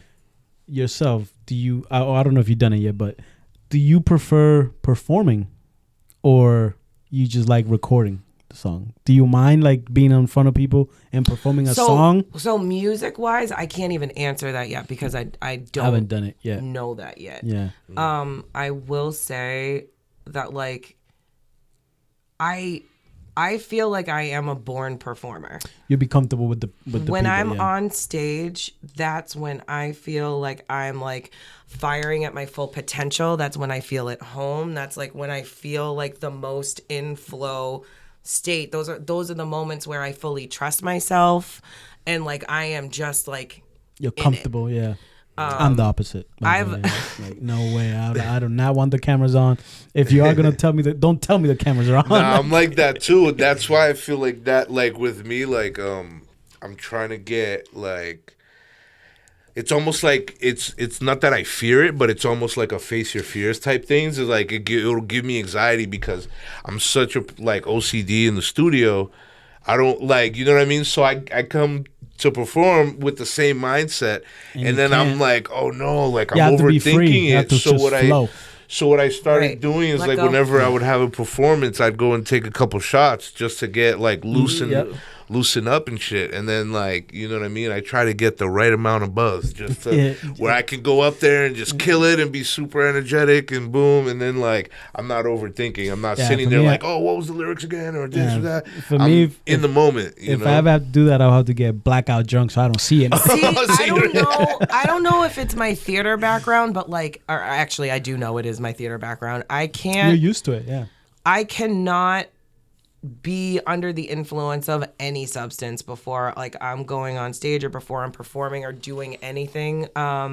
So I've just had to learn how to deal with those and like anxiety and like transmute that energy and actually use that energy in my performance. Yeah, you got to put me on. So I've had to I've had to learn how to do that, which again makes me thankful for starting out in music. Well, I already feel comfortable on stage. Granted, I know they're two very different things, but I don't have to battle like stage fright or the nerves of being in front of people because I'm already comfortable doing that. I already love doing that. So it's just learning how to do that in a different way. And it's like different artists like different things. Like some artists are like, I love performing. I love the crowd. That's the best part of the whole thing. And then there's people that are like, no, the best part is the creation of it. I really don't care about performing it. I do it because of course. Yeah, it's kind of where I'm at, but at the same time, I do like the performing too. Like but for me, it's, and again, this is only acting because that's all I know. I don't know if it's like an equal split. But I know the Thunder. Coming back. There is like when I am delving into a character, one of my favorite things to do is like getting into the psyche of that character and really figuring them out. So like doing that legwork is part of the beauty of that journey. But I guess I would have to say I lean more towards the performance because it's like the energy, being able to take people on a journey with you. Yeah. No matter what that journey is, if it's funny or if it's sad or like whatever that is, but being able to harness that energy and take people on a ride with you and make them feel feelings that maybe they didn't even know they could feel, or maybe they didn't want to, and like them being comfortable enough in your energy in front of them to do that, for me, that's everything. Yeah, like I said, I want to write movies, I want to write books. Let's work. Yeah, I would love to. But it's like what you were saying. When it comes to movies, I watch movies differently than most people because I'm breaking it down. Me too. I'm like, I just who look wrote at art this? differently. Yo, and the thing too is, Who wrote this? The thing too is like Yes. I like the movie more the better the story is. Yes. It's like, to me, a lot of times, like, that's why sometimes, like, I'm not as into like horror or like even sometimes like comedy or if it's done wrong, those two or even genres. like action. It's like, for me, Oh, it's yeah, the they're not story. simple. They Like, have to be- they have it has be to done have well. those aspects in there, but the story is where I'm like locked in, where I'm like, oh shit. Like when a story like the crazy, like even you like that movie Everything All Around All at Once. What is it? For an actor, I haven't seen a lot of things. I'm pretty bad. I know what you're talking about. I can't remember the name. That movie that is like you see the storyline know where what you're it's talking about. the trip it takes you on, like that's the shit that I'm like, whoa. So like that aspect, I even thought of that of putting that into my music, where it's like, and it's a little bit of like that Biggie thing too, where like all my songs, they're really stories. Like I think of them as like episodes. Right, so love like that. when I do, that's why I was saying like I want to get like learn how to do the videos myself, is because when I do my video, like I don't want to do a music video. I want to do an episode of a story, like a Michael story. Jackson. Every Michael Jackson single- videos were like that. Every Yeah. song is a story, is we a talked different. about this Yes, years ago. like years We're ago. still working on that.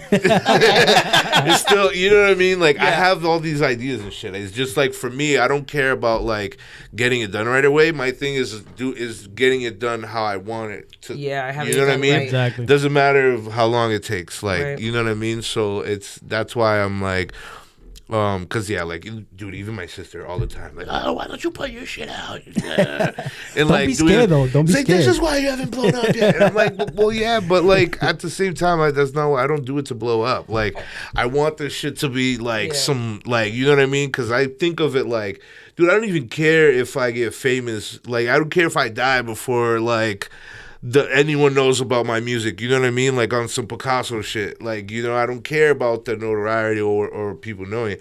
I just want to make the firest art I can make, and like my whole process is like getting there to that goal. Like once I can do that, I want to go and release a series of crazy shit. And then fucking, I'm Gucci, like, you know what I mean? Till I die, like, that's all I want to do is just make the craziest fire shit, and you know what I mean? It's all about the stories. Yeah. Like for me, one of the reasons why I also started the podcast was creating characters for movies or I love that.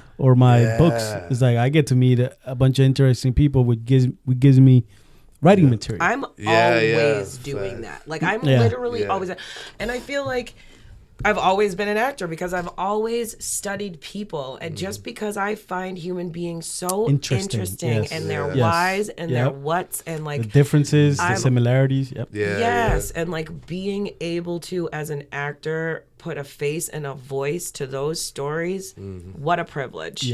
What a privilege. And there are certain stories that obviously I gravitate towards more, and like I think need to be normalized and put out there. Like the work that I want to do as an actor is probably more so on like the mental health and like normalizing certain things, certain walks of life. I think more so from like a lower income aspect and like what it's really like to like live in a city and not be without these tropes of like trauma and oh my god, we're inner city children and everything is awful. No, like I think stories need to be told of like everyday lives. Like I loved on Crispy's story how you shared a little bit just about like your high school experience and like you had come here and you were really learning English and you were in bilingual classes. And I'm still battling that right now. Like my wife, she's always like, she listens to me all the time. So she's like, you could do it, but I'm always like, I don't know how to spell or like, so she's like, I'll write it all for you. I'll sit there and just talk, let it out, and I'll put it down on paper, because I would start writing and then I'll get discouraged because of the spelling is not correct, grammar's not correct. And then she'd be like, don't worry about that shit. Yeah, you worry about it later. Yeah, exactly. Yo, that's why, like, low key, I fuck with AI. Yeah. Because of that type of shit. Yeah. Because like if you like in your it's mixed emotions. I think it's it's like I don't like the dangerous shit, like the stuff they talk, like how like AI, okay. The fucked up shit that could happen, but at the same time I think like using the tool aspect of it, where like, okay, so like I fucking hate writing. But if like I could just talk on a microphone, the AI could write everything for me. It cuts off that whole. Yeah, that, you know what I mean. It makes it so anybody could do it. Yeah, you know what I'm saying. It eliminates one. For that, AI is awesome. Right. Yeah, that's why. But I do not like when people are trying to use AI to do creativity. Yeah. Or like okay, so the podcast, right? So there's a bunch of I don't like the voice thing. Them taking your voice, or them taking your like the visuals, like taking your face and the AI swap. Yeah, and it's a robot. So like I've been trying to make everything easier when it comes to like doing clips and editing, right? Yeah. So AI is big on that now, right? Yeah. But I realized that it's not really that it's not as creative. No, because AI, it doesn't count emotion. Yeah. So like I have this I forget the name of the program now. I'm not gonna use it again. But I downloaded this program. I will put a whole episode, right, and it will cut clips by itself for you. So like I did it with one of the episodes where like it gave me 15 clips. AI, I will feed the whole episode, and AI will be like, okay, these are the best 15 clips. And then I looked at it, I'm like, wait, this shit's just worrying about words. Yeah, it's not capturing emotions. It's not capturing the moment. I was just like, it just picks up on fucking trendy words and it tries to make it into. And then I was like, oh, this is bullshit. AI don't work for this. You need a human touch on that. Yeah, that's the thing that's gonna make like it stand out. That's why like AI art is like. It's incredible what it can do, but the art itself isn't incredible because it's not the stuff that a human can relate to. It's not art. It's not art anymore. It's like a fucking damn robot. So what is it? You know, there's no feeling in it. There's no soul. You know what I mean? Let me say this for anybody that's a podcast: don't fall for that trick of those fucking. Oh yeah. Programs listen to this man. Yeah, they're gonna. We'll make your clips easier. You don't have to worry about editing anymore. We do the captions for you. All bullshit, because you're missing the main part of it, which is the emotion. Exactly. So I soul, man. Yeah, is what people relate to, and what like it that's what makes the connection and shit. Exactly. That's what they don't understand. That AIs don't have. It's a good tool. It makes work like a work pace faster. But it doesn't make your work better. It should be used, like you said, it should be used as a tool. Yeah, that is it. Just to speed up processes. Yes. That is it. That's what technology should be used, period, all around. Facts. It's just a tool. Whenever we start to try to have them copy us, I mean, we don't even understand. Yeah, that's why. That's why I thought like making AI like sentient, and then like I think the people that are trying to make AIs think like humans, I think that's retarded. Impossible. It's like, we why don't are even you know. doing that? Yeah, just so make the AIs like make it like not a human being thinking like that. Don't make it sentient. Make it just to do a task. You know what I mean? That's what it should be. It should be just a tool. And it's like it should be self-learning, but self-learning how to do the task. That's so crazy to me though, because like the way that I think about art and the people who create art, right? So like art that's soul, right? That's just like that's the muse. We don't even know where it's coming from. Pieces of your soul that you can look at or listen to or watch. We don't have full control of it. So how are you gonna even? How are you gonna do like, that? Dude, so many times like I'll go and like I'll make something like and I have like always when I make some shit that I like right after I'll be in a state of amazement almost, where it's like I can't believe I did that, and I'm like, did I even do that? Like this shit sound like, yo, why this shit sounds so crazy right now? This is so dope. Like, fuck. Where did it come from? I can't believe I thought of that or whatever. And then like that feeling goes away like the next couple days or whatever. You'll probably be like, oh fuck, it's not coming again. It's not gonna happen again. Yeah, but I think it's that thing you're talking about, the muse, like that, the feeling of that you feel right after you did something like creative and you're happy with it. It's like, oh shit, that feeling of that. Feeling. It's I think that's also like has something to do with the muse, where it's like, and this is back to the whole thing that we were talking in the beginning about people trying to control or pigeonhole or gatekeep. Yeah. You cannot do that with art. You can't do it. Yeah, because it's something that nobody could control. I don't care who you are. Jay-Z can't just snap his fingers and create magic every time. Yeah, like you can't do that. So whenever somebody like has it or catches it, everybody should be like supported and push it out. Exactly. It's always, I feel like it's like, yo, move forward, not fucking, you know what I mean? Like I said, art shouldn't, I think J. Cole said it, and it wasn't in a song, it was on a rant at the end of, I'm a big J. Cole fan. So like he did the song and then he was ranting at the end. He was just thanking everybody. He's going off like, hey, whoever made, because I guess there's a problem with like people are not letting people use their stuff. Like you can't. Or like copywriting and sampling and all sampling and none of that stuff. They're like, it's like he was just like saying like, hey, you created the art, let it be for the world. Yeah, bro, for me, like, I'm crazy when it comes to that because I don't give a fuck. I'll sample anything, bro. And I don't care if they come from me. You know why? Like, take the money, I fucking made it better. Yeah, bro, like, yo, it's like this, right? I like the example I always use when I tell people, because a lot of artists are scared of sampling shit. Why? Because of this. Because of, you're like, get sued, dude, so, you know Juice WRLD, right? So, you know that song, Lucid Dreams? I forget what the guy's name is. Super famous, super big. The sample where they got that from.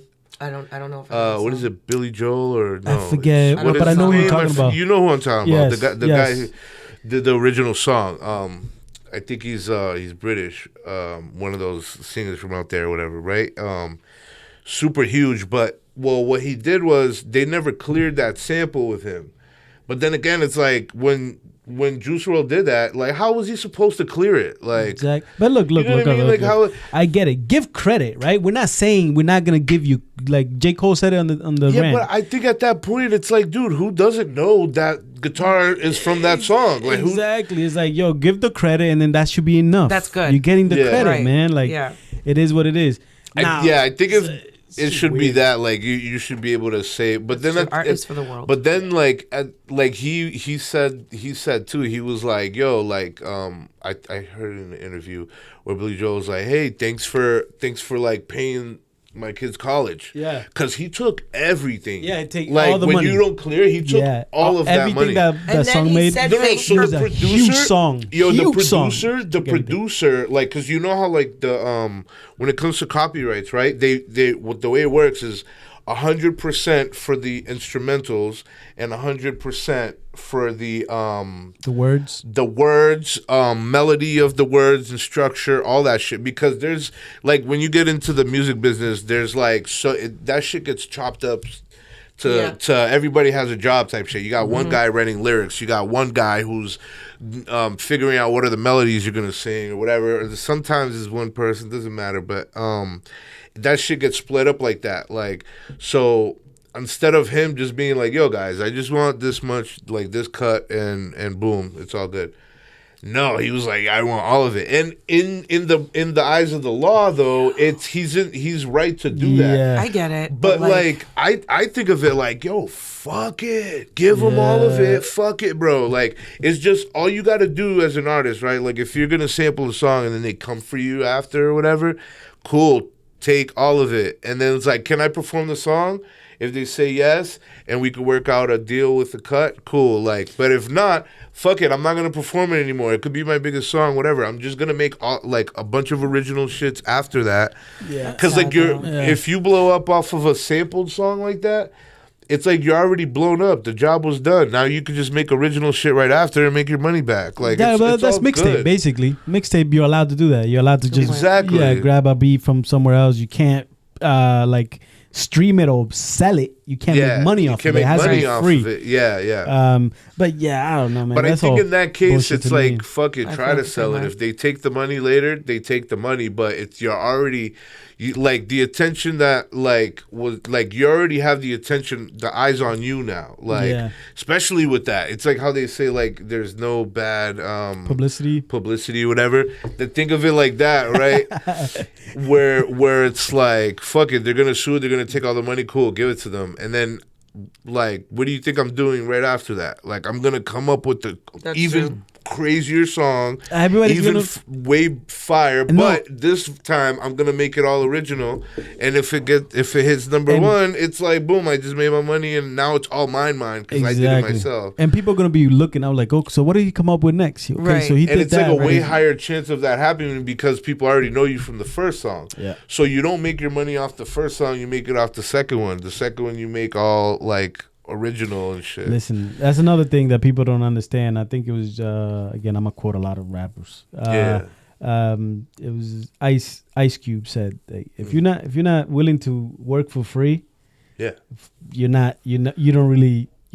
have the passion for it. Yeah, you don't love it. Yeah, you don't love it. You're not gonna last. If you're not willing to put in 5 years, 10 years of unpaid work, I mean, you don't really love especially as a creative. Like, you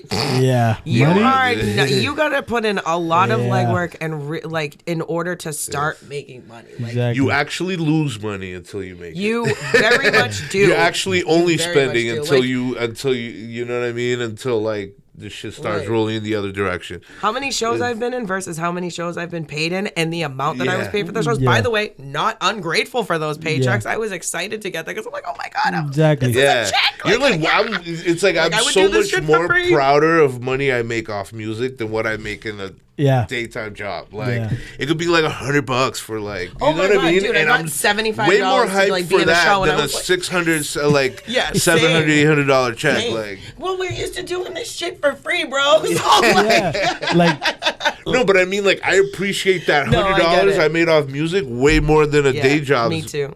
Money, you know, even though it's more like exactly. Like for me, if I managed to make what I make on my 3 jobs. You just have 3. That's it. Yeah, just 4th if you count this one. Satellite. Yeah. So, dude, and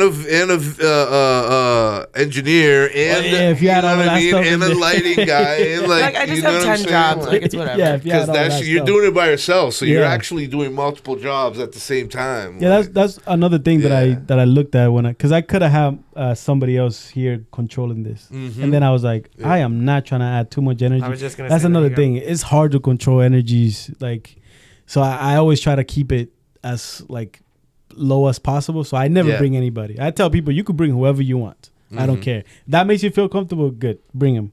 Yeah. But I chose to do it by myself with nobody else. I'm very similar when I think of projects. Yeah, because I'm like, well, this is a bouncing of energies. If let's say all 3 of us are here, and then I had a producer right there, and he's just. Yeah, that's that vibe. We all will feel that, and will affect the whole thing. Oh, I do get what you're saying. That wouldn't even. Yeah. I wouldn't even. Yeah, you just block them out. To me, that's. But I feel like again that probably comes from theater. And just not. You but got I do the people get what on you're the saying, side of the stage, like I gotta keep a straight face. I had one interview. I'm not gonna say any names, but I had one interview where the person came in, and they had a person, and they were like on the phone the whole time. Oh my god, yeah. And I was just like. Like it was just uncomfortable, and I realized it then. I didn't know, but at that time I was like, because like let's say if we make something, we were laughing and then you're not laughing. I'm like, so are we? Was it funny or was it not funny? Like, well, then optics wise though, especially if that person's in frame and they're not off. No, to they the were side. not in frame. Oh, okay, but still, I would not put them in frame, but it's still they were in the room and it was kind of like energetic.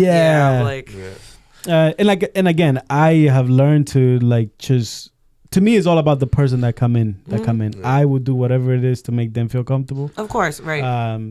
Because not everybody's done it. Like another thing I had with girls, I had one girl come in and I was like very like, worried about that. I'm like, bring whoever you want. Because I'm a guy, and then well, that's nice of you to be mindful, especially from like a female standpoint. I'm like, to know. I don't want you to feel threatened or anything. So I'm you like, gotta be extra careful. Yeah, nowadays. I'm like, bring whoever you want to bring, or like, just in general, thinking about someone's comfort. Like that was very mindful of you. So that was very nice. Yeah, of you I told her like, if you don't feel comfortable, please bring somebody. I know from obviously my perspective is a female one, but being in, let's get real, like it is a male dominated world, right? So like in some aspects, well, I don't think anymore. I think it's like in certain aspects, yes. Look at the people that I work with. Am I the only female? Yeah. I'm like not trying to be rude, but no. In that sense, I get what you mean. There's definitely the minority in the space. Yes. I think having or how about this? For me, as soon as I either have a conversation with someone, whether it's through text or like in person, I can usually tell like right away, like, okay, this person's legit. This is a real one. Like, this is cool. So like, just to know that like you're thinking about something from a female's perspective, to me, that is so comforting, and that adds like more respect on my end, because I'm like, oh, that's so nice that someone's thinking about that. Because I mean, it's you're in a room with a strange, like I said, I don't know anybody that's been here. Right. I do not know them personally at all. So as a woman, like, how are you gonna just go to a freaking dark room? A lot of people don't think like that, though. Yeah, trust me. Yeah, just trust me. People don't think like that. Yeah, so, no, I'm like, that was nice of you. Yeah, and the girl, she's a trooper. She was like, no, I'm fine, and she was cool. But I made sure I put that out there, just like it's because. Fine if you want to. Yeah, like I'm a bit of an asshole though. I don't like walking on eggshells. Well, that's not walking on eggshells. Yeah. That's no. I'm saying like I don't go out to like I don't take like the extra steps of all that shit just because I'm like I feel like if you have to worry around me, like I just rather not have you around me. Like, no, I just think as a female perspective, scared I get where you're coming from. I get what you. I get from a female's point of view, dealing with men. Yeah. Like if a man did that, if I had to do that to a man, I would not. Oh yeah, hell no. Nah, fuck that shit. Yeah, no, I'm not doing that shit. But I'm like, yo, we equal now though, right? Yeah. So yeah, that's what I'm saying. Oh no, we do not want to go there. We don't want to start this. Do we? Listen, we have time. If we want to get into it, we can. I'm like, you have a female in the room, so you're going to do it. No, it's going to be an appropriate time. At least you have a female in the room, and it's not two straight men talking about female rights without a female in the room. Yes, that's obnoxious. 100%. Like, listen, we could get into it. Andrew Tate is a big name now, and some of the things, some of the things he says I agree. Some of the things he says I don't agree. Right? Yeah. So it's about, and I think he's even admitted it. Some of the things that he does say is for entertainment and shock. Yeah, he's like playing a character, like playing it, just feeding into it. You know, you can tell it's like a tease. Like it's like it's getting attention, but you could tell it's like he probably treats his women right. You know what I'm saying? Motherfucker's smart, bro. So it's like I always do that, but I think too, like not just him, like a lot of these people that are like big and up there and shit. A lot of times, like they're not like, I wouldn't say they're faking it, but it's almost like kind of a character or something. Like they're kind of doing it like to get the attention. Yeah, it's easy. It's a not very easy, but like kind of like in the top. Like I don't think like he spends his days like preaching this shit to everybody he sees. You know what I'm saying? Okay. Like I think he's doing that shit just to like he did that shit just to stir up the water, just because like. Because let's be honest, right? Men do everything they do for women. Yeah, facts.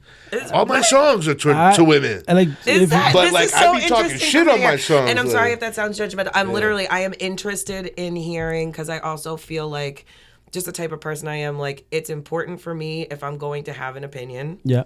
I need to formulate that. And in order to formulate that, I really need to understand the other side and where they're coming from. So, like, I only know this world as a female of color. Yeah. I don't know this world as a male or as anything else. So, like, it's so interesting to hear that. I'm like, wait, what? Dude, if there was no women around, men would not care how they dress. Men would not care what they drive. Men would not care about none of that stuff. Like, all that stuff, It's just like, makes them cooler for women. That's all it is. Yeah. It's all it is. It's all it is. Is that what it is? Yeah, I guarantee you, no man will have a 6-pack if they're. Yeah, it's like food. It's can I kill that animal? Yeah. If I can, I'm Gucci. Yeah, like men like would I can not eat today. All right, no doubt. That's I need to know. Like grab. It's easy to see it too. You record a room full of males, right, and then halfway through the recording, throw a female in there. You'll see everything change. Facts. The whole That's such an people start acting different. The dynamic changes. Everything will change. Some guys' chest pop out more. Oh my God, I want to do this social experiment. Can we do this social experiment? This Definitely. is so interesting. Fill up the room with men and just have a girl just come in and sit down mid through the podcast, and you'll see how everybody will act different. Let's do it. I'm a girl. Yeah, definitely. You know, and I seen this from my job. Like I have, I manage a few. I started managing restaurants when I was very young, and we both done food service. Yes, I did that for 10 years. Respect. My friend. Okay. Yeah. Yes. I'm like, we're family now. Yeah. So like I remember I used to run this restaurant at Boston Market, and there was one. Oh, God bless you. Yeah. I don't know how you did it. I did that for 10 years. Oh, God bless you. And there was this. We had this. I called it the Saturday crew, and it was mostly men. Then we threw in beautiful women into the mix of it, and everything changed. It wasn't for the worse, but you could tell every man is trying to look out for her. Like that's pretty much how it would turn out. Like again, individually from each other, type shit. Like just subconsciously, they could be the best of friends, all of them. But a girl gets in the mix, now each one is automatically in defense. Yeah, really it's crazy. Yeah, it's really like that. Yeah, I don't know why. But on some, is it like on a competition tip, or is it that natural? Like we want to protect her. Like what is the what's the intention? It's all of it. It's all of it into one. It's like you gotta. It's like I can't look like an idiot. Like I gotta, and again, we're older. Like our generation of men, we still have these values. I don't know the generation coming up. Maybe they're different, right? Yeah. But I was taught like, if there's a fire, women and children first. Mm-hmm. You know what I'm saying? I'm assuming you're my same age. So it's the same thing. I don't know if it's changed, but like we are open doors for women. Walk on the. You know what I mean? We are trained to we take care of the women. So like no matter like. But see nowadays it be fucking me up because ask a woman because now ask a woman this: would she like working with men or women? And most women would tell you, I would love to work in a room full of men. Why? Because you're being treated special, whether you know it or not. You are being treated a little bit more special. If you're in a room full of just women, you just part of the women. There's no special treatment. Yeah. But if there's just one woman in a room, she will get a special. And sometimes it might be the opposite of that. She might get picked on if it's in the wrong group of men. Mm-hmm. Right. It might be just you're worse, right? But you're gonna feel the difference right away. Mm-hmm. So it's we're wired like that. Men are wired this way. Maybe it's changing with generations coming up now. I don't know. Yeah, it's like now people are starting to think of that shit as like simpy type. You know what I mean? Instead of looking at it as in honor type thing. You know what I mean? Like they're looking at it as in a negative light, where it's like, no, it's a good thing to treat women good. You know what I mean? I think that shows the person's mindset and perspective on how they view that. Kind of how we were talking about earlier, like you can learn a lot about someone just by listening to like what they have to say and like how they treat people and things like that. I think that shows a lot about a person. Yeah, I mean, the internet makes it seem like we're so divided, but I don't think we really are. Nothing's really changed that much. Not in the everyday. It's just the conversations and shit. And look, one thing that has changed when it comes to women and men relationship is one thing. Yes, women make money themselves. So that throws a different dynamic. Yeah. And some people look at it like my girl. I told my girl, don't work. She chose to work. Okay, cool. I don't have a problem. You chose to work.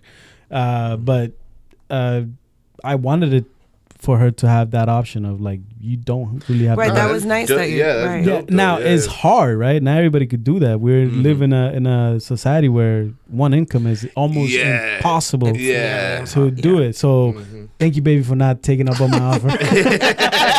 It's like, yo, I appreciate shout out to you, hardworking woman. Yes, like, you know, yes. So this shit, I probably would not even have. If she wasn't working, I probably wouldn't have the capital to do something like this. So you know, right. So you have to look at it that way. It's like that's different why it's where like everything's more expensive. So. Yeah, I feel like it's never like all of media, it's not just in that aspect. It's like in everything. They're trying to divide it in all kinds of ways. It's not that and it's way. like with me, I think it's like, yo, you can never be 100% one thing. You got to have a balance. Like, you know what I'm saying? Like that goes to what I was thinking. That's where it's the balance. That's where the sauce is at. You know what I'm saying? Like it's knowing how to like treat a woman good, but also like be an asshole when you have to be, like, you know what I mean? You have to also stand up for yourself. So, right. Yeah, you can't be a punching bag for nobody. Exactly. Oh, no. Yeah, exactly. No. You have to have respect. You got to be capable of like. It's I seen Jordan Peterson say this shit, and I was like, yo, it's like you got to be like capable of mayhem, but like have the self-control to not. Yeah, no, like I mean? Like I like one thing that he says is like, you know, we have this view of like a good man is this man that's incapable of harm. That's incapable. Like that's not a strong man. That's just a weak guy. That's just a weak guy. Yeah. It's like no, you the right man is a man that can do harm, but chooses not to. It's like, babe, I'm gonna beat his ass, but I'm gonna cuddle you after. Like, you know what I'm saying? I love that we are talking about this topic, and just because like these are things that it's needed also. Yes, because I do think while it's a super hot topic and very controversial, I think it's necessary and needed. I can say for myself, it's been really difficult. And again, I'm happy to share my female experience, but it's been really difficult for me to sit down and talk about these things with my female friends.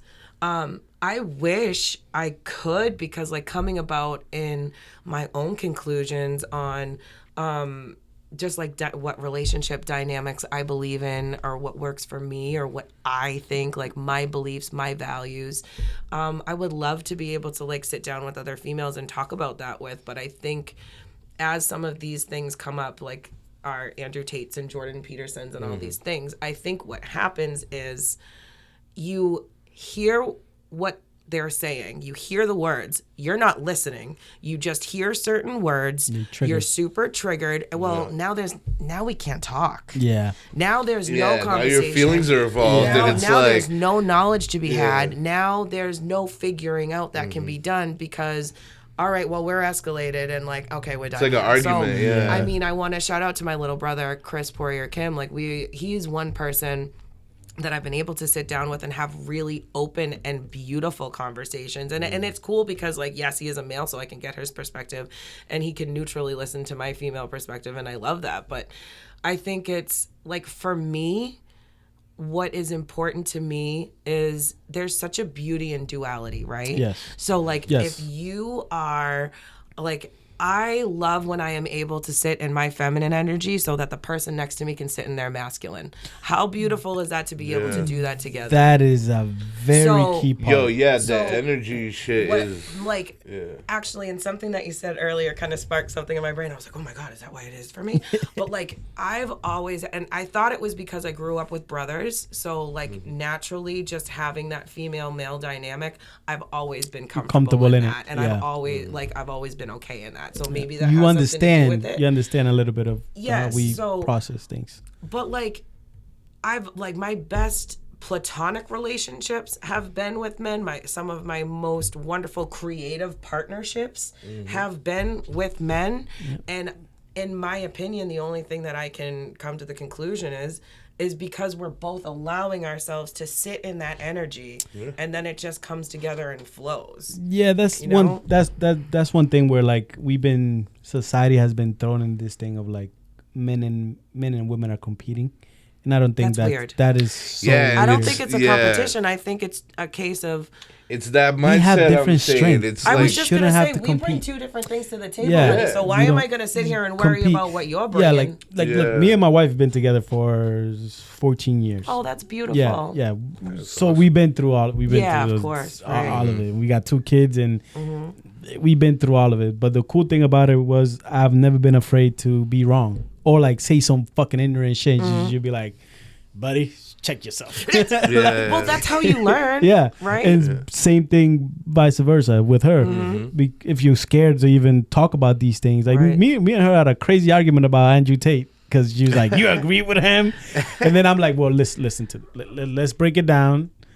I understand there's a lot of trigger when it comes to Andrew Tate, but let's break it down." She's like, "You know what? I kind of agree." You know what? Fine. How about this? As a female, I will go on record on this podcast and say, yes, I have listened to what he has to say. I've listened to what Jordan Peterson has to say.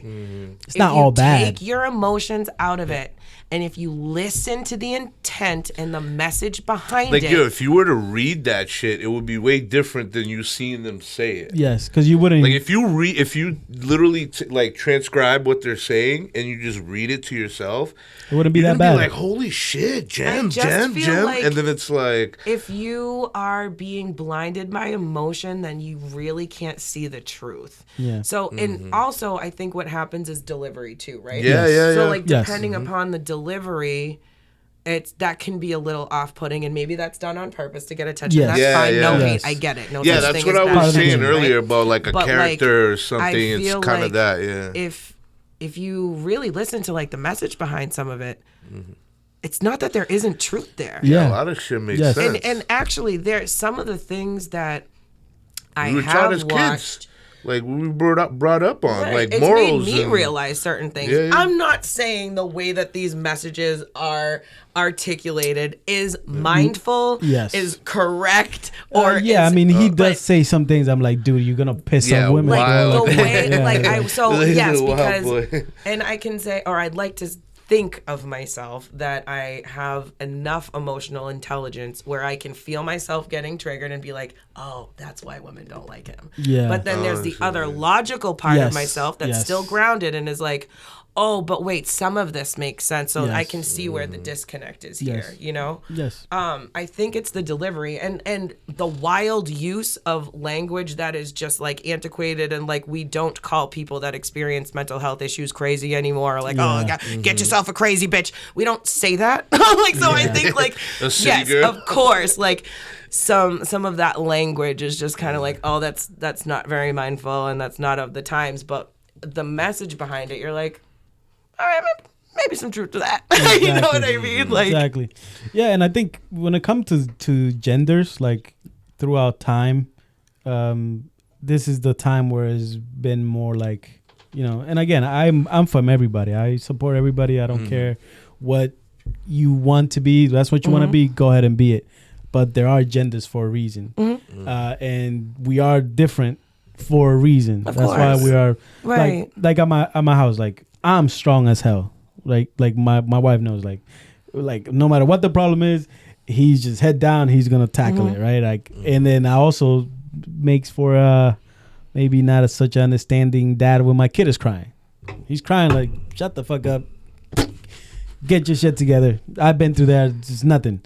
She comes in with the soft side, and it's both needed. Now, if she was the same thing as me, trying to be this tough, it won't work. Right. So, like, the dynamic works perfect. Exactly. For a reason. We complement each other for a reason. Yeah. And yes, can a woman step into a masculine role if needed? Yes. Should a man take on a feminine role when it's needed? Yes. Right. Things can be interchangeable, and that's okay. Like that's remember how I said on the podcast we did, right? How I was talking about the Kabbalion and the different so like I studied this book because I studied this thing called Hermeticism, which is like it's almost like the ancient like Egyptian religion or whatever, and I read this book called The Kabbalion, and it talks about all these different principles, like principle of polarity, and then like one of the principles too is like gender, and like the principle of gender, what they talk about and being fluid with that, it's not in a sexual way, or correct. It's not in gender as in like your organs.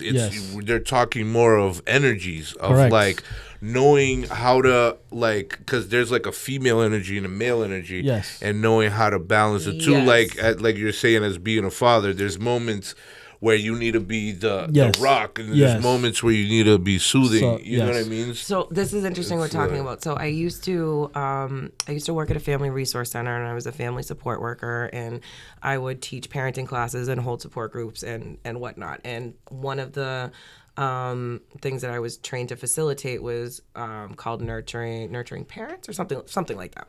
Anyways, it was just a parenting class, but like that was one of the lessons is there. It was like the lesson plan, and I loved it too because it was like so simple, but it really hit. Like you would ask like, what is stereotypical of a mom doing? What is stereotypical of a dad doing? Why do we think these things? Now, is it okay for either one to switch in that? And where is the importance in being able to?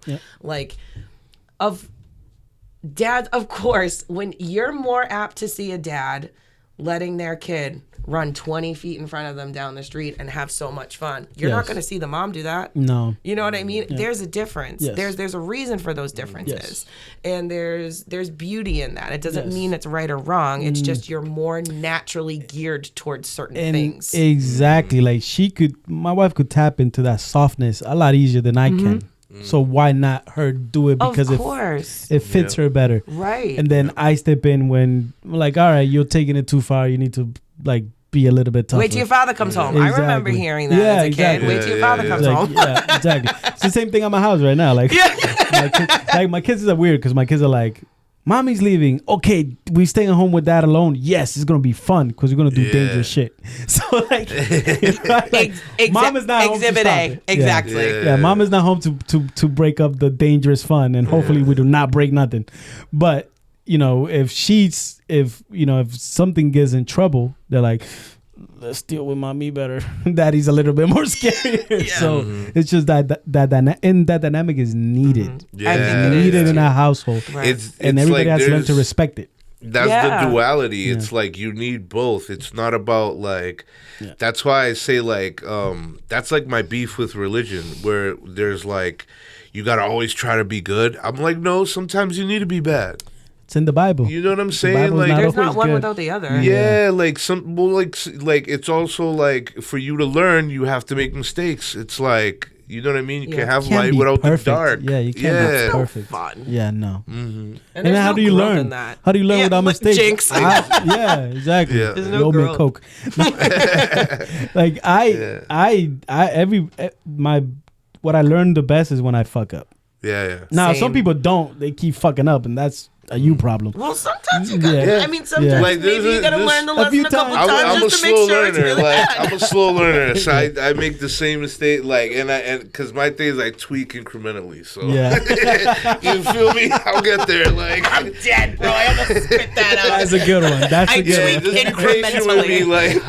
We don't want to go too far. Can I say that? I love that. I'm sorry. I'm just tweaking incrementally. If you could please leave me alone. I'll get there. I would like to make this mistake about 2 or 3 more times. Facts. Man. So it's like I'll get there, but you know what I mean? That's why, like, I don't know. I think too, like with me, there's like, this shit blew my mind how like, like when I met Cap, right?